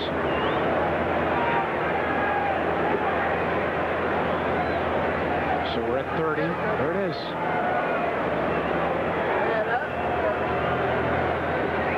Second down and 10 for Miller and the Falcons with 14:37 left in regulation time. Bears by 2. Miami hanging tough, Jimmy, after winning over Cleveland last week. They're giving the AFC Central teams fits. And the Giants leading by 3 over Washington in the 4th. San Francisco was tied 14-14, but they've moved ahead. Tampa Bay leading over Detroit. Rodney Peete threw a touchdown pass in that game for the Lions. And Minnesota, on the strength of 2 Tommy Kramer touchdown passes in the second half, now lead over Green Bay 26-7. New England has led 15-13 since the half. And it is second and 10 for Miller and the Falcons at their own 29-yard line.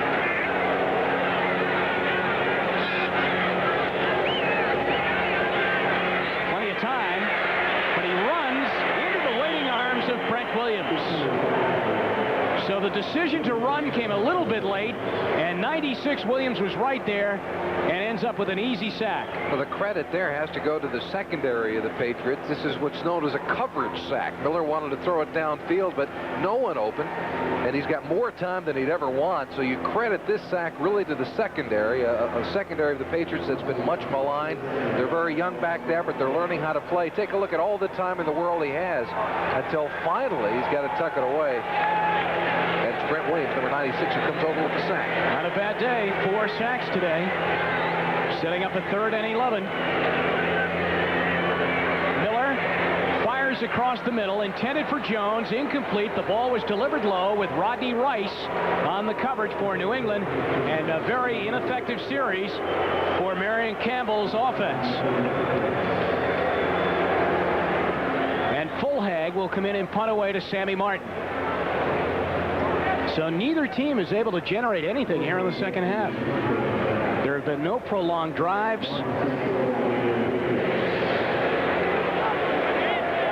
Fullhag stands back inside his 15 at the 13-yard line.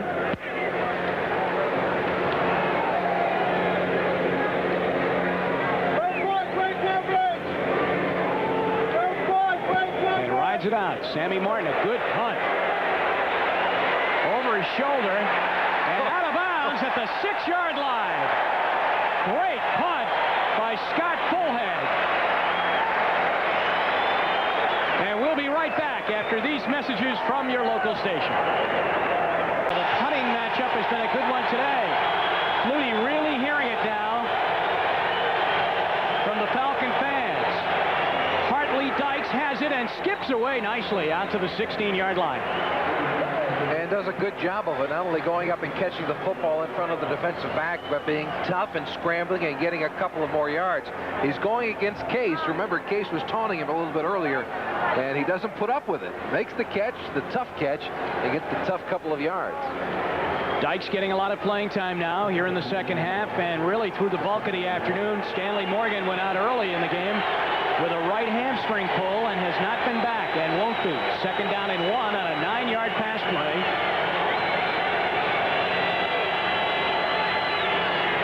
New England leading by 2, 15-13, fourth quarter. Stevens, he has the first down, buries his head and goes off the right side out to the 20-yard line. John Rady and Andre Bruce. Haven't heard much from Bruce today. Andre Bruce, the former #1 pick of the Falcons a year ago, the #1 pick in the overall draft. Great cover ability, gets after the quarterback as good as anyone for a young guy, and he has been quiet thus far. He has not been near Flutie all day long, and Flutie's been in that pocket all day long too, back and throwing. 1st and 10 New England, 12:29 left. The ball is at their own 20, out of the I formation. First man through, Perryman is shut down. Mike Gann, the left defensive end, is over there to make the stop, and always Tony Casillas. There's Casillas, 75, getting up. Short gain for Perryman of about 2 yards out to the 22, making it 2nd down and 8. Casillas having quite a game today. Last week he missed the second half of the contest with the Rams with the sprained ankle, despite the fact that he was out that period of time. He still leads the team in tackles and came back and played as strongly today as if he had never been injured. Cedric Jones and Hartley Dykes, the wide receivers. John Stevens with 53 yards today. He had 59 last week on his return to the lineup against the Oilers, and a touchdown. Flutie calling signals, coming across with Ben Thomas, 72. But there might have been some movement on the New England line, so Jim Tunney will straighten it all out with the help of his crew. Here's Raymond Berry. Ball start, number 62. Still 2nd down. Sean Farrell is nailed with the false start. Sean Farrell, the guard out of Penn State. Left side of your screen. The guard position pulls up just a little bit early. And once those offensive linemen get into their 3-point stance, they cannot move. So instead of 2nd and 8, it becomes 2nd and 13 on the 5-yard walk-off. Back to the 17-yard line. The clock running with 11:20 remaining in the game. New England by 2, deep in their own territory. Perryman heads out. Bruce charging from the outside. The dump pass to Jones, and he stopped at the 19-yard line as Green and Case team up on the tackle for the Falcons. He'll be shy of the 20-yard line. It'll be 3rd down and long for New England. Call it 3rd and 10. There's the committee trying to make the decision. It's already been made as Grogan signaling into plays to Doug Flutie. And they bring in their wide receiver group. Take a look at the play. This is the same one they scored the touchdown in earlier. Cedric Jones trying to sneak across the middle. Flutie out of the shotgun. Sievers and Dupart are in the backfield with him. 3rd down and 10. Cedric Jones cannot hang on at 31-yard line. He would have had a first down if he would have been able to hang on. Case on the coverage and gets congratulations from the rest of the Falcon defense. And Feagles will have to punt deep in his own territory to Deion Sanders. Tim Green was all over Flutie that time, forcing him to get rid of the football a little earlier. Man-to-man. The guard position pulls up just a little bit early. And once those offensive linemen get into their three-point stance, they cannot move. So instead of 2nd and 8, it becomes 2nd and 13 on the 5-yard walk-off. Back to the 17-yard line. The clock running with 11:20 remaining in the game. New England by 2 deep in their own territory. Perryman heads out. Bruce charging from the outside. The dump pass to Jones, and he stopped at the 19-yard line as Green and Case team up on the tackle for the Falcons. He'll be shy of the 20-yard line. It'll be 3rd down and long for New England. Call it 3rd and 10. There's the committee trying to make the decision. It's already been made as Grogan signaling into plays to Doug Flutie. And they bring in their wide receiver group. Take a look at the play. This is the same one they scored the touchdown in earlier. Cedric Jones trying to sneak across the middle. Flutie out of the shotgun. Severs and Dupart are in the backfield with him. 3rd down and 10. Cedric Jones cannot hang on at the 31-yard line. He would have had a first down if he would have been able to hang on. Case on the coverage and gets congratulations from the rest of the Falcon defense. And Feagles will have to punt deep in his own territory to Deion Sanders. Tim Green was all over Flutie that time, forcing him to get rid of the football a little earlier. Man-to-man coverage. Cedric Jones going against Case. The ball is well enough thrown, particularly when you consider the fact that Flutie got slammed. Number 99, Tim Green, right part of your screen, going right over David Vienne and forcing Flutie to throw it quicker than he wanted to. So the pressure is on Feagles. He gets it away. A good high punt. Sanders from his own 30 gets away from Eric Coleman, gets away from Severs, and goes out of bounds into the Atlanta bench at the 47-yard line as New England had him hemmed in, but Sanders got away. So he gives the Falcons good field position, and they continue to trail by 2. We'll be back. Has brought the ball out to the 48-yard line of Atlanta. They trail by 2. Brad Beckman checks in at tight end for Atlanta. First time we've seen him today. Miller back on 1st down. Patriots rush is trying to get him from the outside. He dumps the ball off. It was going, it looked like is that Hoover? No, Jamie Dukes, the center. And the flag goes down. And it's a good flag. I mean, Hoover had no eligible receiver in the area. The only one close was Jamie Dukes, who's the starting center. Is he calling grounding on? Intentional grounding? Watch it again. Here it is. That is the call. Take a look at it. He has no one to throw the football to, and he just gets rid of it in order to avoid the sack. And that is the question about whether you call intentional grounding or not. That is Jamie Dukes, number 64, who's on the ground there. Again, it's great coverage by the secondary of the Patriots. And there was a receiver in the field. Gene Lang, number 33, was close enough, but because Jamie Dukes got forced downfield being hit by Lang, that's the reason the flag was thrown. But he really was trying to go to Gene Lang, number 33. Well, I'm glad, Jimmy, you didn't say that. Look at that 64, Jamie Dukes. Now, he should have dove out and made the catch. If he was trying to come across the middle, he should have made that catch. At the 38-yard line now, it is 2nd down and 20. As they lose the down on that play. Keith Jones out in motion. Miller back. Beckman, the tight end, makes the catch. Short gain out over the 40 to the 42. Roland James is right there, though, on the tight end, Beckman, to make the tackle, and it will be 3rd down and 16 with 9:57 left in regulation time. 15-13 New England. That's the point where we have been since halftime. Deion Sanders on the bench. unless they can convert on this 3rd down and long, 3rd and 16. That pretty good Sanders punt return will go for naught. New England rushing 4. Out of the backfield. The ball is caught by Gene Lang, but he'll be short of the 1st down as he dips into New England territory at the 46-yard line. But Johnny Rembert is there on the chase for New England, and Atlanta must punt. Well, the Patriots played it smart. They just rushed the 4-down linemen. They dropped everybody back into a deep zone, and when you get caught with 3rd and 16 and less than 10 minutes to go in the contest, that's exactly the problem for Chris Miller. He had no holes to pick anyone out. More than willing to give up that short pass to Gene Lang underneath. Well, it seems like all day we've been saying Sammy Martin is back deep, ready to take this punt back, but he is once again. Fulhag hit a 65-yarder his last time. Martin calls for a fair catch. It hits at the 1 and goes in.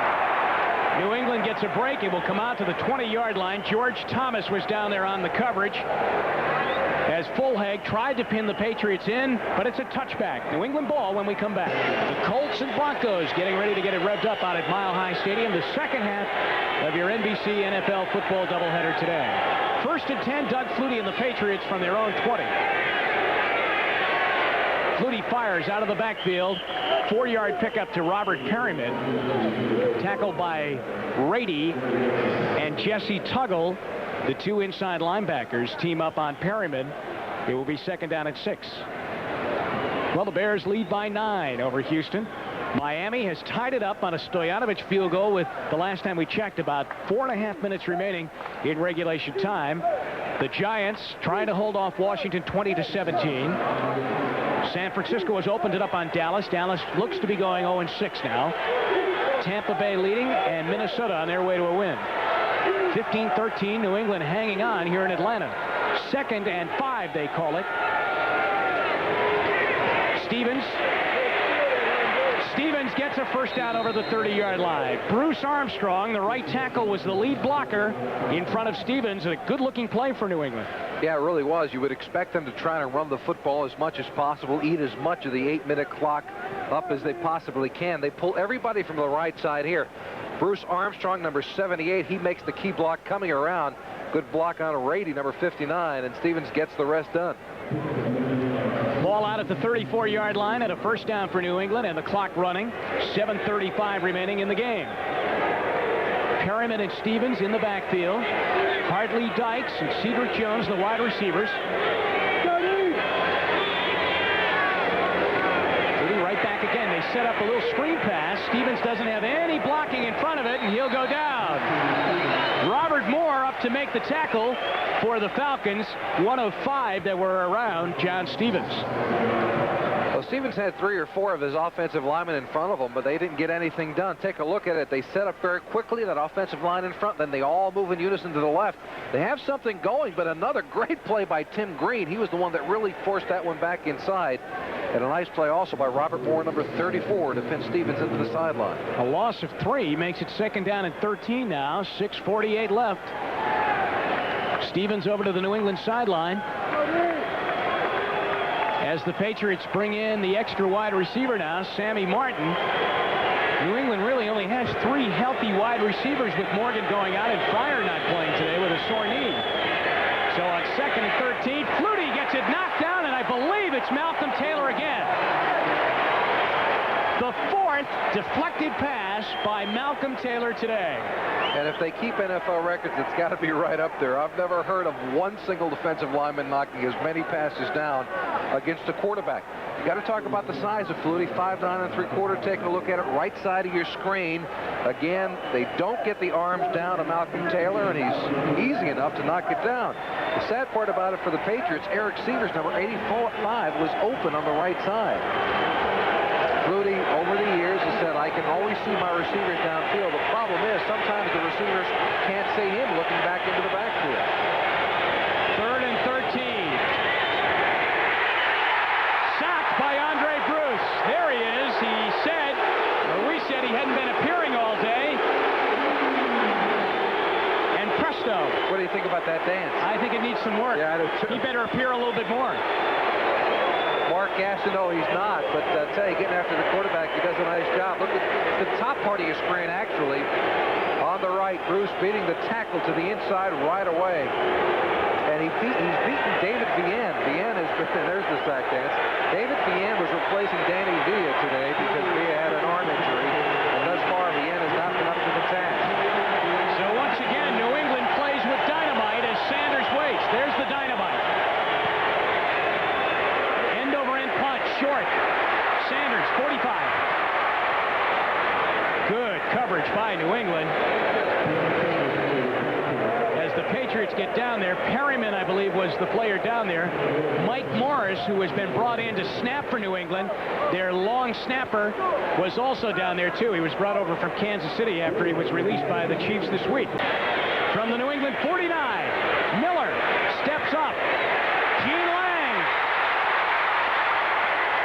to the Patriot 29 and a first down.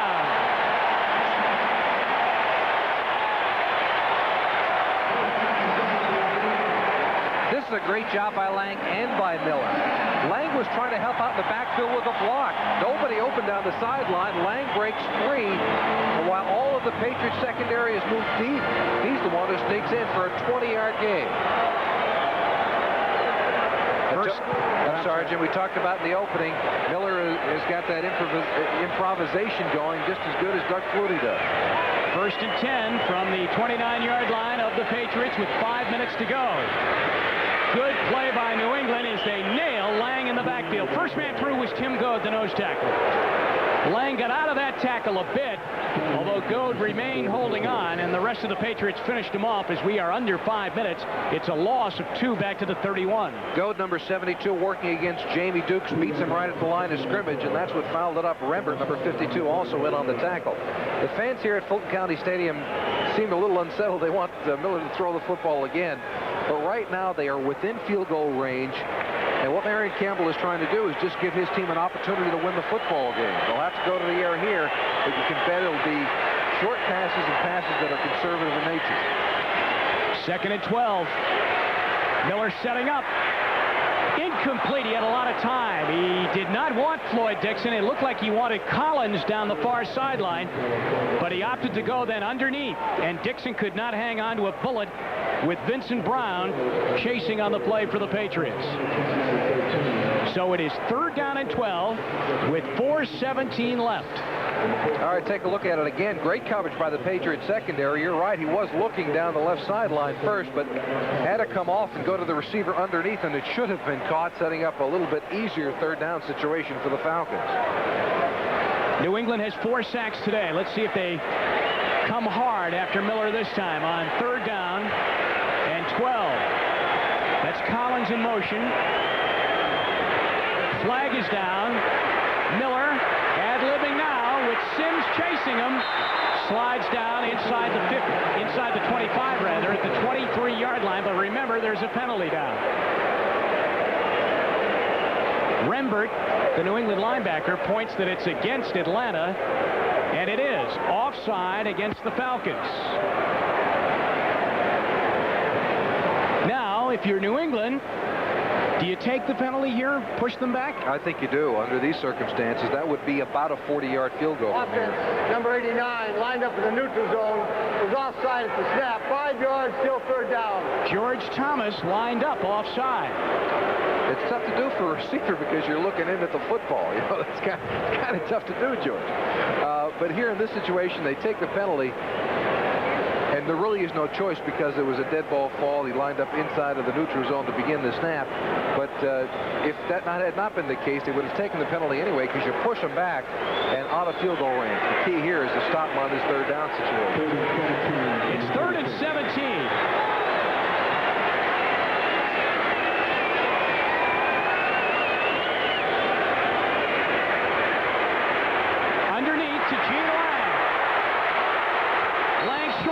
Down. A great open field tackle by Maurice Hurst, who is holding his hand as he might have caught the spike of Lang. Maurice Hurst, 37, down injured, now getting up. A good job on the part of Lang. He gets them into field goal position. That's all he wanted to do. And I'll take a look, see if we can't find the injury.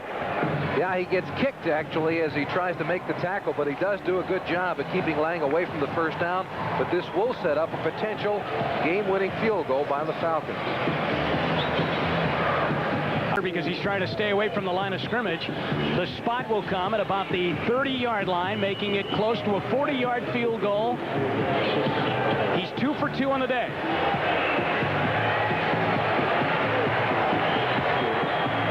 So here we go. New England leads by 2, 15-13, but if McFadden hits, the Falcons take the lead. No good. He missed. And the Patriots maintain the lead with 3:21 left. He misses from 40 yards. Yeah, the surprising thing is that McFadden is the sixth best field goal kicker in NFL history. Watch yourself there now. Come on. 73% he's been kicking, and keep it clean. Today he misses from 40 yards away.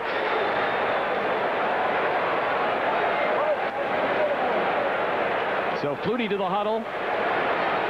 Marion Campbell go back to the 5-yard penalty on Thomas, and that was critical, lining up offside. 1st and 10 New England from the 22-yard line. They need some first downs.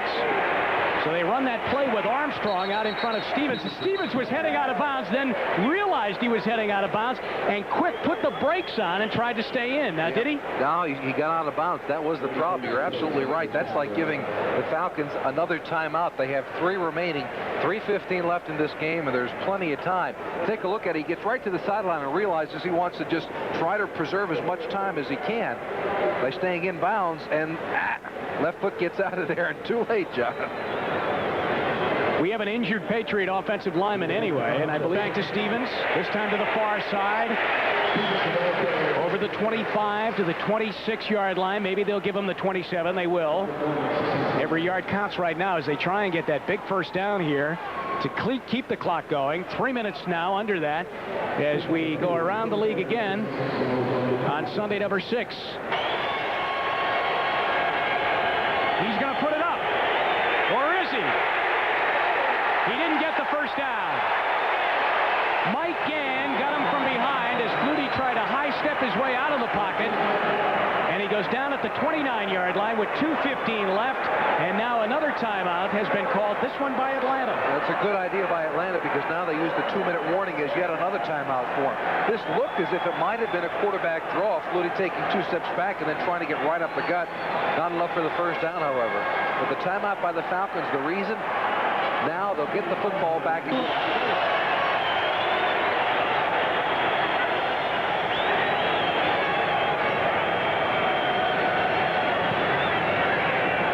Good-looking punt. He avoids 1 tackle. But New England has excellent coverage down there. Vincent Brown, Mark Cook in on the tackle of Deion Sanders. And Atlanta starts out over their own 30-yard line with 2:02 left, so we don't have the 2-minute warning yet. Miller is back into the Falcon huddle. As we speculated that he might have been limping, looks okay as he heads back in.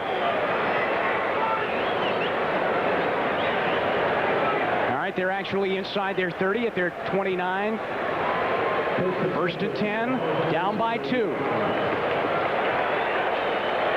After this play, we'll have the 2-minute warning. Jones heads out in motion. Miller has flushed out of the pocket, fires behind Gene Lang, and he cannot come up with it. Johnny Rembert, coming from the outside, was once again in the face of Chris Miller. 1:57 left in this one from Atlanta. New England holding on to a 2-point lead. We'll be back. 2nd down and 10.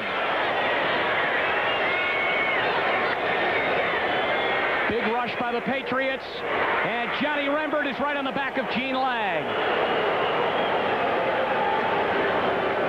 Brent Williams picks up the loose football just in case. They said Lang fumble, but he didn't. But boy, were the Patriots coming. Milford Hodge, who just checked in, number 97. They're not giving him anything today. 3rd down and 10. Incomplete as he tried to go across the middle to Sean Collins. Maurice Hurst and Roland James on the coverage. Miller's got Collins open. And it's a 1st down out over the 45-yard line and a late flag. They might have gotten Eric Coleman for a face mask on Collins.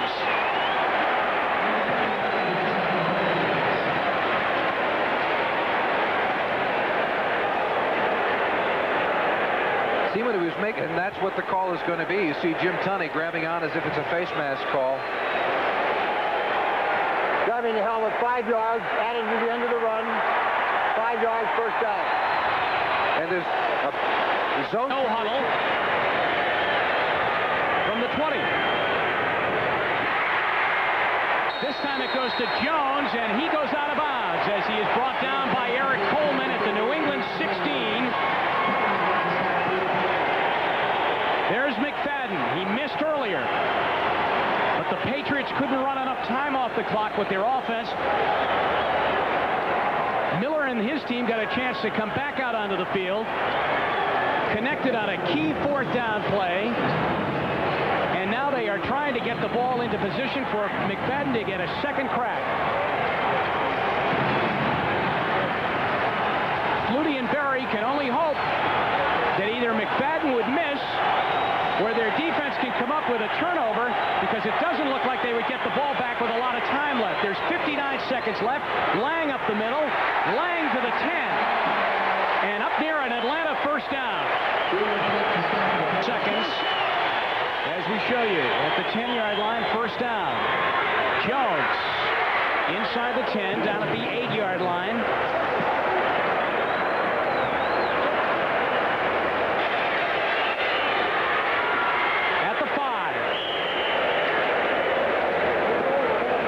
Just send the ball right up the middle. Putting the ball in the hands of a rookie, Keith Jones. They obviously have an awful lot of confidence in him. 20 seconds. Running down. Looks like that's it for the offense, and it will be McFadden time. As Flutie will watch it. And with 9 seconds remaining, the Falcons call a timeout to get the field goal team on.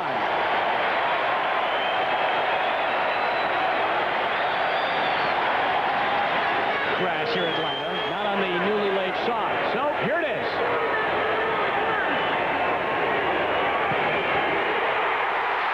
And it's good.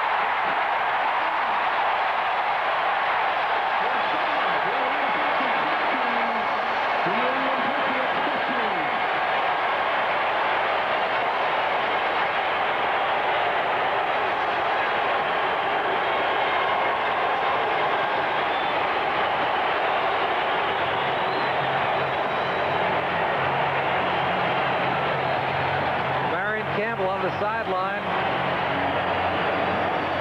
and he agrees with the official. Rice will take it and calls an immediate timeout. They don't have any timeouts, though.